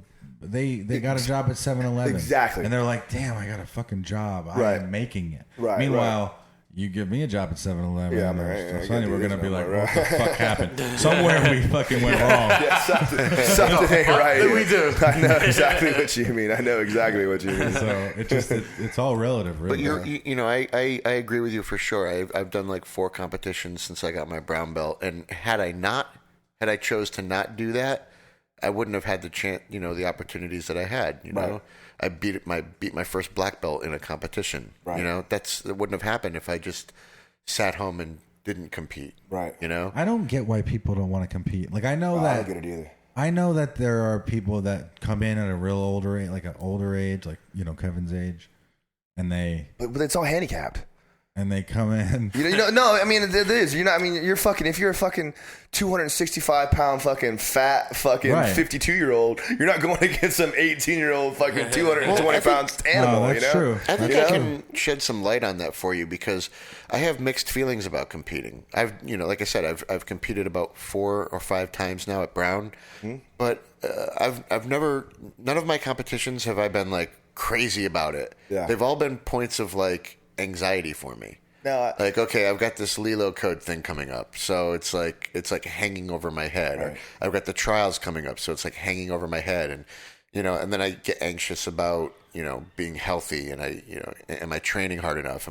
So like I have all this anxieties that well, I guess it's good because they push me to work harder, you know, and so I do, but the whole experience itself is definitely more of an anxious thing for me than it is for a relaxing thing. It's worth it. To me though, that's the fucking. It's worth it. That's the juice though, man. To me, that's why I fucking do it, bro. I love because you love that feeling. I crave that fucking feeling. I crave that walking into a room and being like, man, fuck, dude, am I a fucking bitch? What the fuck am I doing here? Me too, this is fucking stupid. Why the fuck am I doing You know what's this? funny? Look at that guy. He's fucking, you know what I mean? But like, let me tell you, like an even cooler feeling, and Robbie probably knows this real well, when you walk into that motherfucker and they're like, God damn, that's Kevin. You know what I mean? you know, God damn, you know, fuck, is he in my division? Oh, fuck, that's Robbie. You know, because when I walked into the Worlds this year, like when I won the no-gi, when I walked up on that bitch in the gi this year, they knew me. They knew my ass. You know what I mean? Like the fucking the people in my division, they knew my ass. You know what I mean? Oh, fuck that. You know, they watched my fucking shit because I'm not like that. I don't like watch nothing. I don't fuck, dude. I'm gonna do my game. That's always my thing. I'm gonna do what I do. You know what I mean? I may peek at a few things you're known for and be ready for it. But like I go out there, I'm not fucking game planning around you. You game planning around. I'm doing the same thing I do to everybody else. That's just what I'm gonna fucking do. You know? Here's a quick little story. The last competition that I had as a purple belt, I decided the day of the competition that I was going to do it. I knew there was a competition and I knew I was going there to coach, but I didn't decide to compete until that day. And on that day, it just so happened that I had like pretty severe depression going on. Yeah. And I think the depression actually helped me, because I had no anxiety whatsoever about winning or losing. I just did not give a shit. Dude, and fucking like, Bernardo Faria said something about this when he did the seminar, and we were afterwards when we were sitting around eating. But I'm sure y'all know who fucking Bernardo Faria is. Well, I don't know. I'm just prefacing it for the people that might know him. He's like multiple-time world champion, trains with Marcelo Garcia. We were sitting around talking, and he said something about, like, you know, getting ready for an event. He said, like, there have been events when he goes to the day he feels like he is fucking ready, nothing can beat him, I'm fucking on top of the world, and he loses, you know, his second match. And there's been days when he goes in there, he's like fucking feels horrible, like unprepared, got a shitty night's sleep, That's and he fucking wins. You know what I mean? Man, like, wow. So true. The more you start to compete, the more you start to realize that it's not about competition day. And I firmly believe, of course, yeah, you got to go out there and fucking put it on the line when it matters and capitalize on opportunities and have that mindset. But it's about getting ready. It's about doing all the shit that leads up to competition day. So when competition day comes, you know, no matter what the fuck's going on, if I feel like a bitch, I don't feel like I can fucking do this thing, bro. Like, I did what I need to do to go out there and compete, and I'm just gonna go fucking do it. You prepared, meaning that you will perform the things that you perform the most in training. Exactly. And no matter how you feel. Right, exactly. I'm gonna go out there, I'm gonna do what I do. Right, because your body's gonna do it. Your body, it's just there. Yeah, it's there. And that's, you know, for me, it was so funny. When I did the trials, when I won the trials for ADCC, Number 3. Psychological warfare continues. Remember when I won those? Remember when I won that 6? It's going to get worse. Went to China. It was pretty cool. No big deal. You might get to go one day. Yeah. I didn't even train for those. Yeah. I went with Matt to the trials. Yeah. Didn't even train for them and won them. Yeah. You hear that? He didn't even train for them, Kevin. I just came natural and shit. But I mean, I had been rolling. Yeah, but not like in a training camp, like serious. No, I didn't. I just was like kind of last minute. Let me go up there and do it. I didn't even have a rash guard or nothing. I just wore like a sweatshirt. I remember that. You had like a fucking t-shirt on and shit. Yeah. And I won the trials, but the ADCC itself, I was really prepared for. Yeah. And I was like in really, really good shape. Yeah. I couldn't get myself tired in training. Yeah. And I fucking blew it. Yeah. You know, a lot of things there got in my head. I think. Just being there was a little bit you're on the stage. Wow, this is fucking crazy. Of course, dude. Of course, it felt like it was you're too in communist early. China. Like it was too early in my jiu-jitsu career to be able to perform under that stress. But you're like the tallest guy now in China. I feel like everybody's my victim walking into that room. Yeah, that's what different. And you really like. It's funny. It's usually like the first match, so you're always gonna get butterflies, and you always gotta try to do your best to fucking get through it. But you really just like what you said, man. You have to just tell yourself, you know what, man, I'm fucking tired, and I'm fucking scared, and I don't know what the fuck is going on, and I'm worried about this, and I'm worried about that. But like, I'm gonna go out there, and this is what the fuck I do, man. Fuck that motherfucker. You know what I mean? You just like, really pepped me up, bro. It really is true. What I man. always tell my fighters, I always tell my fighters, me up. Because look at that. This is an analogy I like to use. If someone was to come break into my house right now and try to hurt us, we're probably going to win. Right. No, for sure. We'll shoot him. No problem. Right. And because he doesn't know my house. Right. Because he's never been in my house. Uh-huh. And that's kind of what they tell people that want to protect their homes. Right. Like, you have the advantage. Because you know where the fuck you're at. Yeah, exactly. Right. So I always tell my fighters when they go out in the cage, I'm like, this is your cage. Right. He's coming into your house. So take that mentality when you fight that you're going to impose your will on him because this is where you live. This is where you've been living. For sure. For the past however many weeks. I remember I put a whole fucking thing when I was doing my little fucking blog thing for Matt on his page. I did a whole thing about that one time. I'm a very firm believer that there are people that one of the most important parts of competition is mentally preparing yourself to win and understanding that like my job a lot of times isn't to go out there and do jiu-jitsu. My job is to beat the guy in front of me. You know what I mean? My job is to do what it takes to win this fucking match. And whether it be through submission or fucking or putting himself off position or maintaining position and winning points, it's my job to fucking beat him.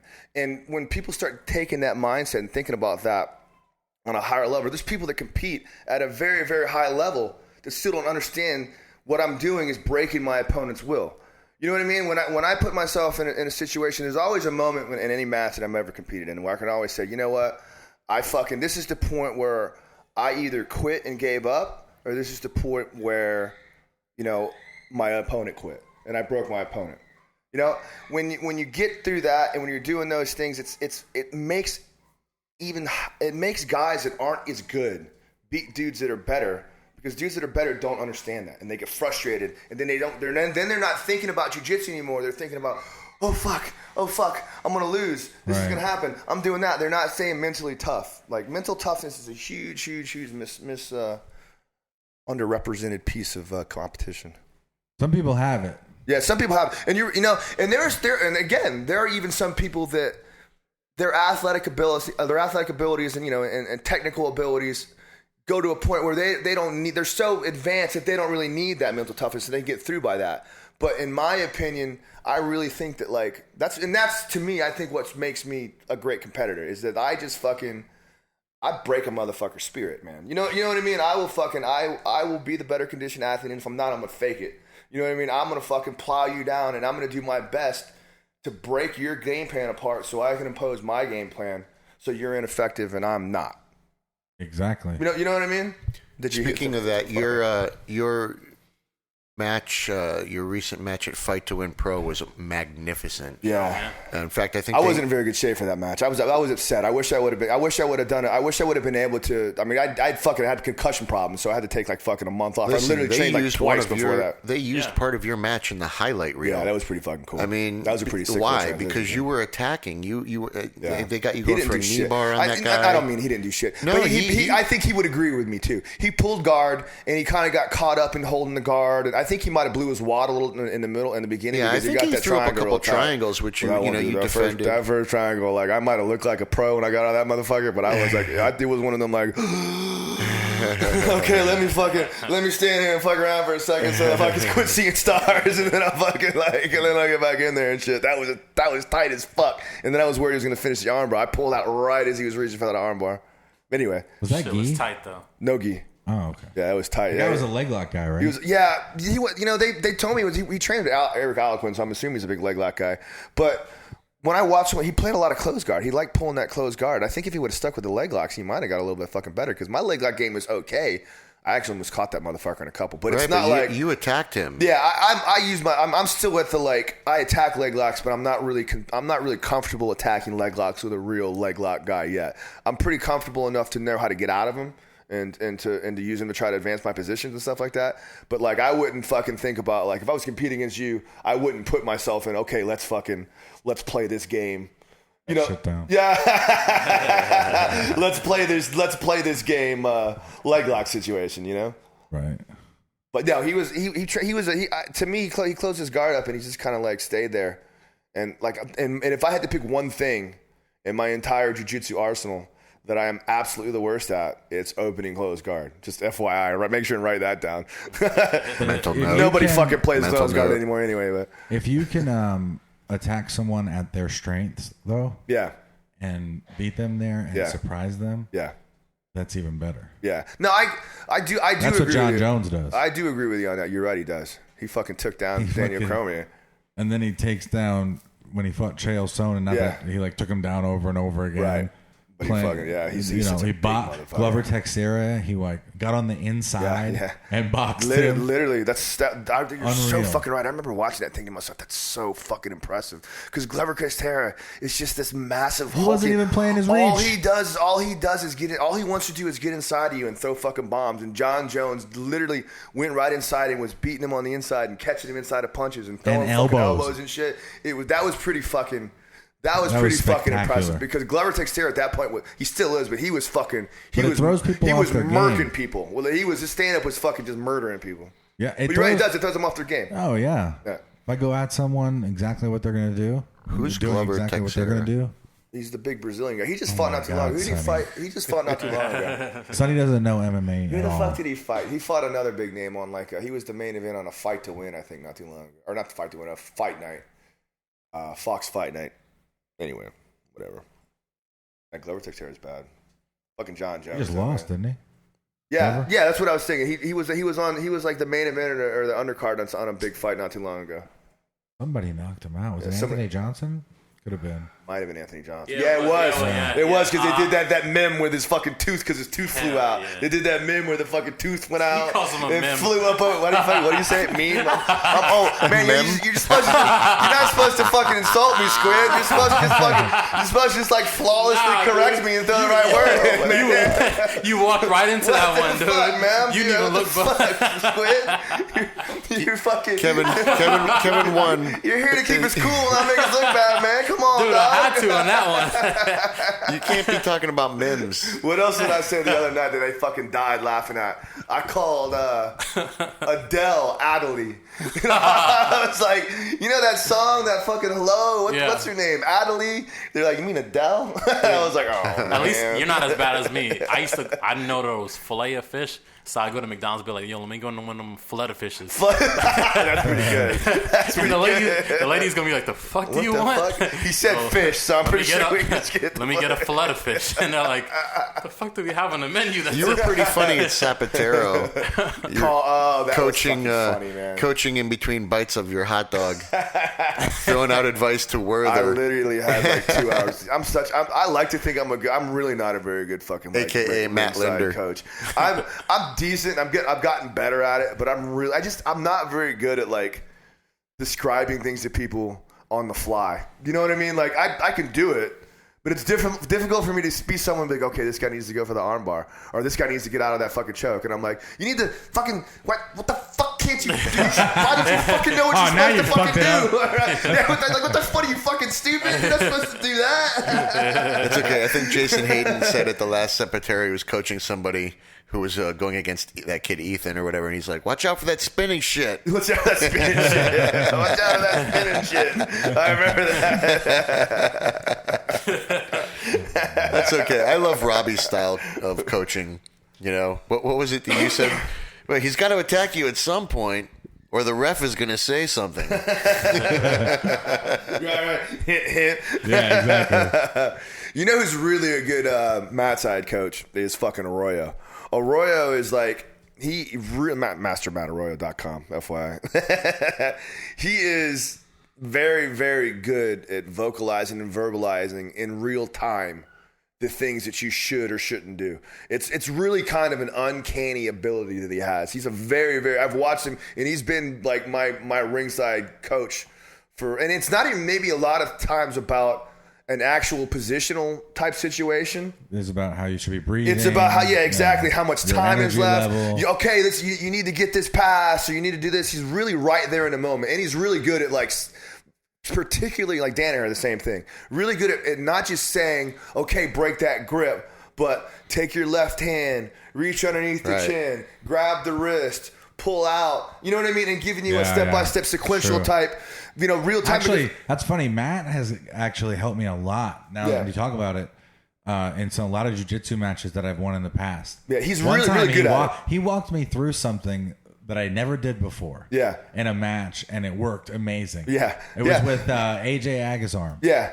And I think I remember that. I was at that match. He had shot on me, and I was sprawling, but he was afraid that AJ was going to kind of turn the corner and put me on my ass. Right. So he told me to reach like kind of between his legs and grab.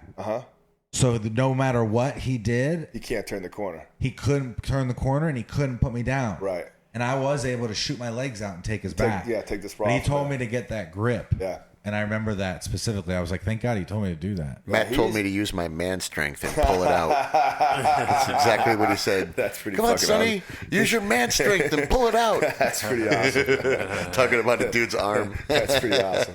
Yeah, but I've had the pleasure to coach along Matt on a couple at different instances and MMA fights and things like that. Man, he really is fucking spot on as a coach. Like when it comes to like describing exactly what the fighter or the competitor needs to hear at the exact moment and making them execute that. That's pretty cool. I think Matt's pretty spot on with most of the things he does. He's a spot on dude. Yeah, that's a pretty if that's pretty fucking true. If there's one way you can describe fucking Matt Arroyo, it's fucking spot on. He's spot on. That motherfucker decides he wants to do something, he is gonna fucking. It may make him fucking nuts, but he is gonna fucking do it, and it's gonna fucking be done right. Yeah, that guy's got a work ethic. Yeah, he has got an insane work ethic.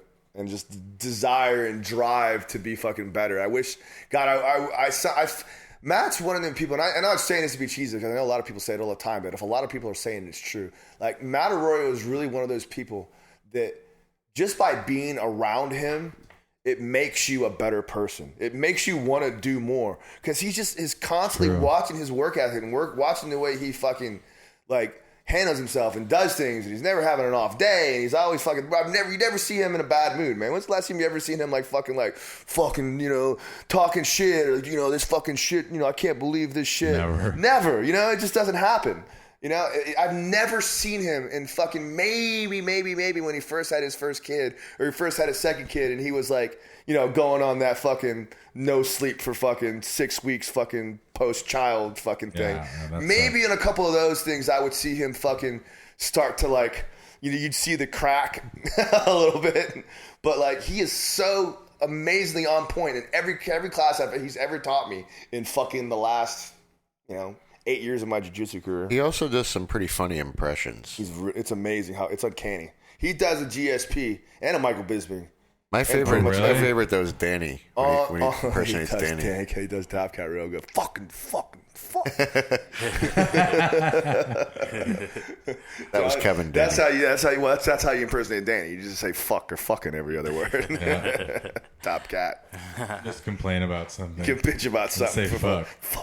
This fucking screwdriver don't fucking work, so I gotta go back in the fucking car and get a fucking another one.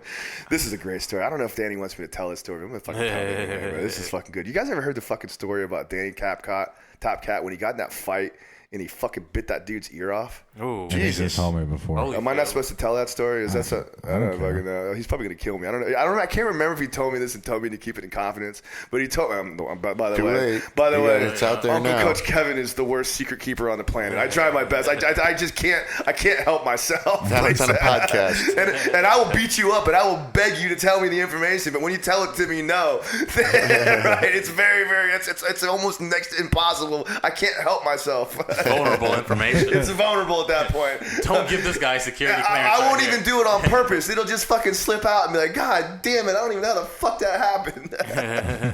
But anyway, Danny Top Cat was getting some fight at this little club. I remember him telling me the story.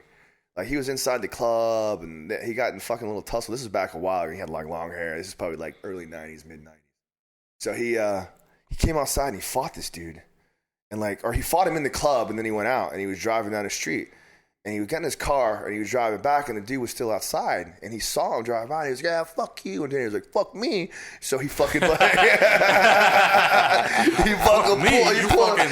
pulled a U-turn and came back around and beat this dude's ass in the middle of the street and fucking bit his motherfucking ear off, dude. And that's not even the craziest part of the story. It gets fucking crazier. He bit that motherfucker's ear off, and for a week, he kept it in a fucking Ziploc. It's kind of creepy, right? Yeah, he kept it in a fucking Ziploc bag in his fucking car and was showing people and telling them stories. He'd be like, yeah, check this out. I got him fight the other night. Beat this guy's ass and bit his ear off. Look at his fucking ear. Whoa. I'm sorry. If that wasn't supposed to go public, Danny. Yeah, right. If I pulled an ear out right now, I was like, yeah, check it out. I'd be like, no! That's away. And there's probably more to that story, but I'm sorry if the cops are gonna be banging on fucking Top Cat's fucking door tomorrow. This is a fantasy story. The statute of limitations. Theoretically, right? Statute of limitations for biting a person's ear. I don't know what it is. Top Cat's fucking awesome, man. He is. He's fucking dope, man. Well, we've been chatting now for almost 2 hours. Holy shit, man! Time flies, man. How much of that you think was about jiu-jitsu? Maybe fucking 45 seconds. I don't know. Maybe we got a good 50-50. Yeah, I think 50-50. Yeah, we Don't matter. We don't have to talk about jiu-jitsu, bro. man. I'm just talking with my boys, man. Yeah, whatever. That fucking communist pinko Kevin Gallagher voting for fucking. I'm coming for your guns, Kevin, boys. I got a good question. Have you been in a fight since street fight since you've done jiu-jitsu? Oh yeah, man. I used to, dude. That's kind of where I got into fucking doing this shit. I was just a mean, angry fucking kid. I used to get in fights all the fucking time. No, but after no. But since yeah, you've been training. Since I've been training, yeah, not really. I mean, I murked some little kid about a month ago. What does that mean? Kids. Man, you slept little kid? slept him, didn't you? Dude, no, I didn't sleep him, but not a little kid, but I bartend. It's funny. We'll get. You got another half an hour. You got another half an hour because now we're really gonna go. I want to know. Now we're really gonna go down the rabbit hole. I bartend, right? I bartend at 2 different places. I bartend at this place called the Hideout, which is a posh place down in South Tampa, pretty cool bar. Then I bartend at this gay bar called Cityside. So just FYI, and shit. If you want to get in touch which with exactly Kevin. if you want to, my name's written on the bathroom wall and shit. You can fucking. But the gay bar is kind of like a little like fucking dive bar than the fucking. It's pretty cool. It's easy fucking work. But the Hyde Park or the Hideout is like a fucking little more posh thing. But anyway, I've broken up 2 fights at the bars since then, and both of them have not been like the other person was not very happy. Like afterwards, like there's one I was at the Hideout and I was standing behind the bar. And I'm the fucking bartender there. Like I'm not even fucking security. I was fucking making drinks, doing my thing, and one of the servers comes out to me and she's like, "Kevin, this guy's got to go," and I'm like, "All right, what the fuck you want me to do about it?" You know what I mean? And I see him standing there, and he's kind of like, a little fucking punk kid. He's probably fucking, when I say little kid, he was probably 22, 23. Just a punk motherfucker, drunk and shit. And I know this dude. I don't know him, but I know this dude. I've been doing this shit long enough. I know what the fuck's going on. So I walk over there, and I'm like, "Hey, man, like, I don't know what's going on. You got to go." Like, I'm walking around the corner. I got my arm on him. I'm like, "Hey, we got to go." And I try to walk around. I've done security before, too, so I kind of know the deal. So and he gave me the fucking, like, "Fuck you, man." Swipes his arm away. And I was like, "All right, dude. You need to calm the fuck down. Like, I'm not fucking with you. Like, please relax." So he started walking. I put my arm around him again, and he swatted back around, and he kind of, like, turned and looked at me. You know what I mean? And, like, I don't know at this point if he's just some little fucking punk or he's fucking gonna fucking balls up and fucking throw a punch at me and shit. Because he's kind of got that, like, look on his face like he might and shit. Yeah. So I'm like, "Daddy ain't playing that shit. I ain't that fucking, like, you hit me first guy. I ain't how it fucking rolls, dog." So I grabbed that little motherfucker by his throat and straight, like, fucking... boom, grabbed him, like, fucking straight my arm out. I was like, "You need to calm the fuck down." I was like, "I'm gonna fuck you up." And he was squirming and shit like that. I was like, "I'm gonna fuck you up." And I put him and I fucking pinned his head against the wall in the room. And I was like, "Calm the fuck down, motherfucker. You need to calm down." And I grabbed him by his arm and I walked him out the fucking door. And, like, when we went outside, he wanted to come back in again. I was like, "Man, dude, you need to fucking go." And he fucking he came up on me. Dude, I fucking head threw that motherfucker down on the ground, like, fucking straight feet up overhead, and went knee on belly on him and was like, "Motherfucker, like, you have got, like, literally fucking T-minus 5 seconds to calm down. I'm gonna fuck you up." What did you do to him? I fucking just, like hip tossed him. him. Like, hip tossed you him. hip You know what I mean? tossed. Like, he kind of came into me and was, like, fucking all around me. I was like, boom, put him right on the fucking ground and fucking went on top of him and knee on belly. And I was like, "Dude, like, you are seriously gonna make a fucking horrible, horrible life decision here in a minute if you don't calm the fuck down." And then he ended up going away. And then at the gay bar, I had another one I had to fucking throw out. And this is probably, like, it's funny, too, because I don't get too many of them. But the gay bar, I get a lot more because it's kind of a neighborhood little fucking, like, dive bar. So you get a lot of shit goes on. Gays get a little feisty. Well, you know, it's not so much the fucking gays. It's just they're old fucking drunken degenerates. You know, like, fuck, we're talking about, like, 65-year-old fucking lifers. It's a gay bar, but it's really like a dive bar. You know what I mean? Like, it's kind of like a neighborhood So the gay bar shares it with the divers. Yeah, exactly. That's what I heard. They're divers out there. Right. They come in their fucking wetsuits. We got to charge them. But this dude got fucking... This is actually kind of funny. I was fucking making drinks for him and shit like that all night long. And he was getting just fucking drunker and drunker and drunker throughout the night. And you just know, when you've been bartending long enough, you just know, like, man, this guy is gonna piss me off. You know what I mean? I'm gonna be angry at this guy pretty soon. It's fucking busy. So he fucking closes his tab out and then he orders another drink. And then he walks away. I'm like, "Hey, man, like you need to close your tab out. You need to start your tab up. You need to pay me." He's like, "I'm not going to put it on my tab." And it's funny because I can tell he's drunk, but he's not drunk and stupid. Like, he knows what the fuck he's doing. Yeah. So I'm like, okay. This is how it usually works. You're going to get 2 nice Kevins. So the first one, I'm like, "All right, man, you know what, dude? I'm going to be nice. I don't need to fucking start an incident here and fuck my night up and be angry and shit. Go over there and try to be cool and fucking, flirt with him and do whatever the fuck I gotta do to get this motherfucker's credit card and get this shit over with." So I'm like, "Hey, man, yeah, you closed out. No, it's cool, yeah." And he's like, I'm like, "No, man, yeah, I need your card." And cool. And then whatever the fuck I'm saying to get his fucking credit card. Now I go around the fucking bar and close the credit card out.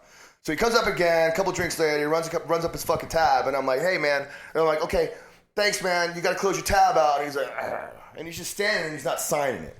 And, like, people are smart. They know if they don't sign it, then they can dispute it and be like, "I wasn't there." Yeah. But, at the end of the day, fuck you, we're still going to get our fucking money. But they can go through the processes and I'll get fucked out of a tip and the whole fucking thing. Yeah. So I'm looking at him and I'm like, "Dude, you need to sign this fucking thing." And I'm real fucking busy at this point. Really fucking busy at this point. And I'm fucking, like, looking at him, making sure, because I got to watch him, make sure he doesn't leave with one eye while I'm making drinks and shit on the other side. So I go back over there and I'm like, "Hey, man, dude, come on, man. You know, you got to fucking sign this. And he's like, you know, trying to be all drunk. But again, he's not drunk enough that he don't know what the fuck he's doing. He knows he's fucking running a scam.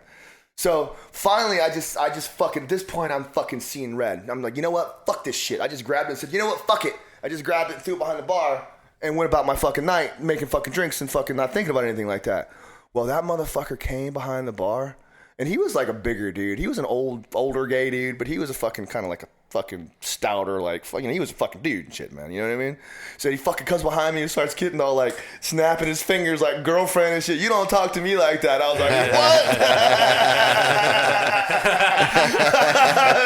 what? Now you're getting fucked up. Man, I grabbed him, fucking, dude, I banged his head off fucking every fucking post and fucking wall in that motherfucker and threw him out the door. Didn't know shit, bro. I swear to fucking God, He came back and signed it? I got him out and I was like, man, dude, like, just get the fuck out, bro. I don't know what the fuck your problem is, but please, just fucking go home. You know, you're fucked up. You don't need to be here anymore. You know what I'm talking about? And trust me, when a bartender tells you you're fucked up and they don't want your money anymore, you're fucked up because I want your money. That's like when a fucking cocaine dealer or a fucking crack dealer comes to your house and goes, hey, man, like, I think you need to fucking chill. Like, you need to start thinking about shit, man. Anyway, whatever. So I threw him out and the motherfucker came back in again. And he's fucking walking. I see him walking in the door and going towards the bathroom. And I think to myself, okay, you know what? He's going to the bathroom. He's just going to piss. I'll let him pee. And fucking, I'm too busy. I ain't gonna fucking over it. You know, hopefully he'll walk back out again. And literally, like, fucking 2 minutes later, I see another fucking, like, people fucking drinks flying in the air. And it's that motherfucker starting shit with somebody else. Oh, Jesus. Oh, my God. I literally, like, I thought I was going to kill him. One of the other, because that place, like, I'm the only motherfucker there. It was me and this other guy, Seth, that's there. He's a little fucking guy. Like, he's cool, but he couldn't do any fucking thing about it. Whatever. So fucking, I'm fucking like, I gotta fucking handle this shit. So I'm like, I'm gonna fuck this motherfucker up. I literally grabbed him and drug him. I got like crazy, like Incredible Hulk strong.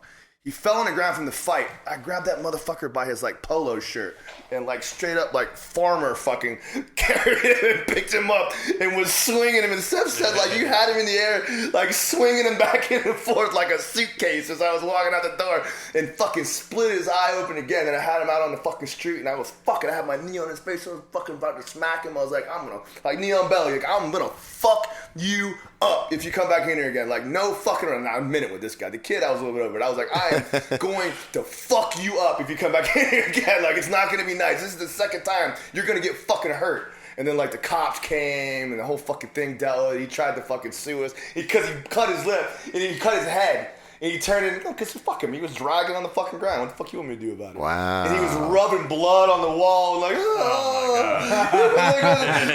look what he did to me, all fucking dramatic and shit. Kevin beats up gays. Oh my God. Only when they fucking deserve it. Let me tell you, bro, I'm the nicest motherfucker in the world. I really fucking am, but don't piss me off. You know, and I'm a gentleman about it. Like, I don't fucking, it takes a whole lot to get me mad. I'm crazy, and I'll dwell on shit, but I ain't gonna fight a motherfucker unless, like, you'll be given ample fucking time to reconsider. I had a supposed Taekwondo black belt try to fight me. Oh, yeah, I remember that story. You told me about that. Yeah. Dude was, he was at the same place I am, and, you know, he was like an instructor there or something, but he just turned into an asshole, and they wanted to get rid of him, so they kicked him out, and they asked me for some help getting his like big old sound system down. He brought in this giant fucking overly blown sound system. So these guys helped me take the speakers down, and I go outside to tell the guy, not the guy that kicked out, because I didn't even know he was there. I was like, yeah, we took the speakers down for you, bro. They're down. All of a sudden, I hear this guy pops out of nowhere. He's like, don't touch my fucking shit, Sonny. And I just looked at him and I said, bro, don't get bad with me, motherfucker. And he's like, or what? And I'm like, you fucking know what. And then he like starts walking towards me like he's going to fucking fight. So I'm like, okay, I guess it's on. Yeah, that's what people don't understand. They think they're gonna like, scare you when away. you're dealing with a real motherfucker, like the fight doesn't start when we talk about it and shit. The Right. fight starts when I feel threatened. Exactly. You know what I mean? Right. We're not gonna fucking sing Kumbaya and fucking work this shit out. I'm gonna fuck you up. We're fighting now. Like, I do not know what he thought was going to happen at that point. When I'm concerned about my safety, like, it's on, dog. Like, he just starts walking toward me. I'm like, okay. So I fucking did the same thing as you, actually. I grabbed him by his pencil neck, and I started beating his head up against the car. And then we were in between two cars. So I grabbed him. I started trying to take his back, and I think he kind of got onto the fact I was trying to get behind him. So he stuck his ass out as far as he could. And put it up against the vehicle. Natural karate defense. Yeah, exactly. I shouldn't say that. I love you, all my karate people. I love you, all my taekwondo people. What was he, a black belt in karate, right? Taekwondo, I think. Oh, he was a taekwondo Yeah, black man, belt. same shit, man. But anyway, but it was frustrating for me because I'm like, I can't take this white belt's back. So I put him in a guillotine, and he starts talking about, I have surrendered. He puts his hands there. I put my hands down. I am no longer fighting. I am going to call the police.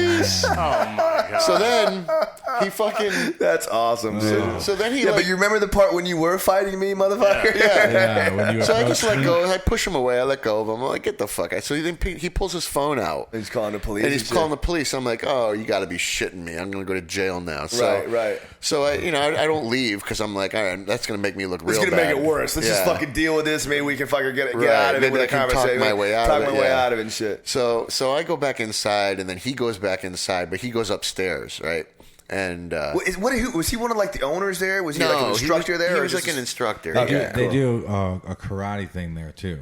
Right. Yeah. They did that karate school, but he's one of like the karate Yeah, but instructors. they brought there. him in like he was like an outsider. He was already a black belt, like from Right. some other place, and he was Right. terrible. And so he goes upstairs, and then and he's upstairs, and I'm just kind of waiting for the cops to show up, and then all of a sudden I hear him yelling with the other guy, with my buddy, and so I run upstairs because I'm like, Yeah, I'm like I don't want Nobody's gonna fucking throw their side of the fucking story out without me there, right? And it's like if I'm going to jail anyway, Right. Maybe I get, Make sure the fucking record's straight and shit. maybe I get a extra shot in or something. But anyway, so I get up there and he's like, get the fuck out of here. And this was the craziest exchange because I said to him, I said, don't talk shit, man. I'm just gonna fucking choke you out this time. And he goes, oh, like you did outside. That's awesome. Can you like? That's so awesome that like grown people are having that conversation. You know? And I looked at him. I looked at him and I go, bro, were you not there when I just let you go because you begged me to?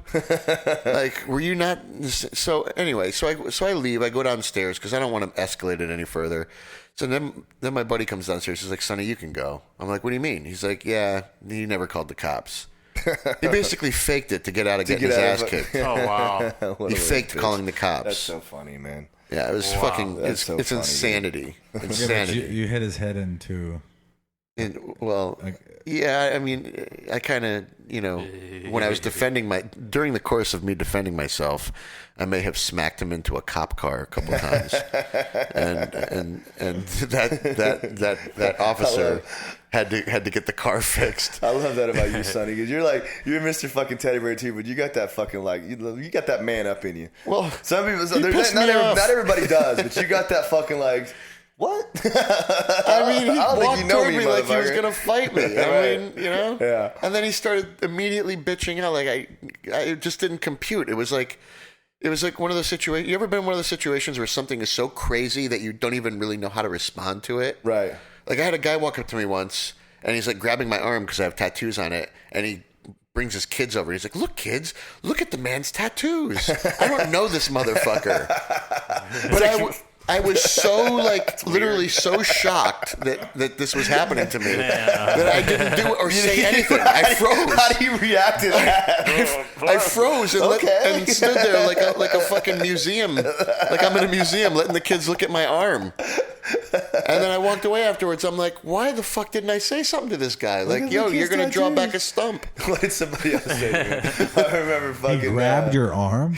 Grabbed my arm to show it to his kids like it was some artifact in a museum. Damn.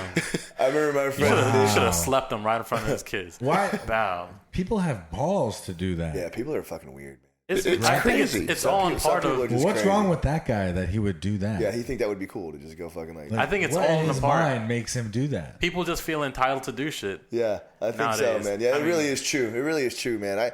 There's What were you going to say?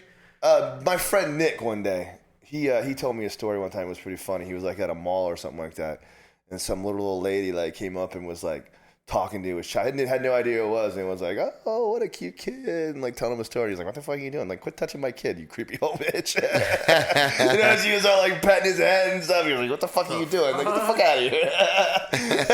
You know, she was nice and harmless, but at the same time, like, what are you going to fucking don't touch some random person's child? You don't know me. I don't know you, man. Don't go touching my fucking kid. Like, it's very sweet and you're nice, but get the fuck out of here. That happened at Walmart. You That can be happens like, "Oh, all what the time. what a nice child," but we don't have to fucking touch. You know what I'm saying? I hate that shit too, bro. Let a motherfucker People come up and like man, like, I'm good, dude. Like, I don't know you, man. Don't be fucking. Or when dudes are getting drunk or shit like that, and like fucking get all like fucking live on you and shit, I'm like, yeah, all right, man, get the fuck off. Which me, is bro. funny because how many I don't know like you, homosexual jokes do we make against each other in the gym? Like we're always pretending to grab each other's ass or whatever. It's such a very homeerotic fucking. But when someone that we don't know tries to do oh that no, shit, for sure. we're It's like, like, whoa, hey, whoa, what the fuck, dude? Don't be fucking doing that, bro. That's Sonny's thigh. yeah, exactly. If you were Sonny Parlin, you could do that. That's But fucking. That's great, man. Fucking A, man. We've been in this motherfucker for a long time, dude. Yes, we have. well, if you want to meet Coach Kevin and train with him, All right. Go Gracie to- Tampa South, Uncle Coach Kevin on Facebook. Uncle Coach Kevin on Facebook, Uncle Coach Kevin BJJ. Gracie Tampa South Martial Arts, and you're getting your black belt Get my black belt December 3rd or 10th 10th. or 9th, I think. But anyway, so you can train with Kevin. Go to Gracie Tampa South and check out Uncle Coach Kevin on Facebook. He's going to be very soon a black belt in Brazilian Jiu-Jitsu. Savage on the mats. Look for him at the ADCC Trials coming up. Yeah, rock on. Bang, bang. Bang, boom. See you guys. Later, Boom. guys.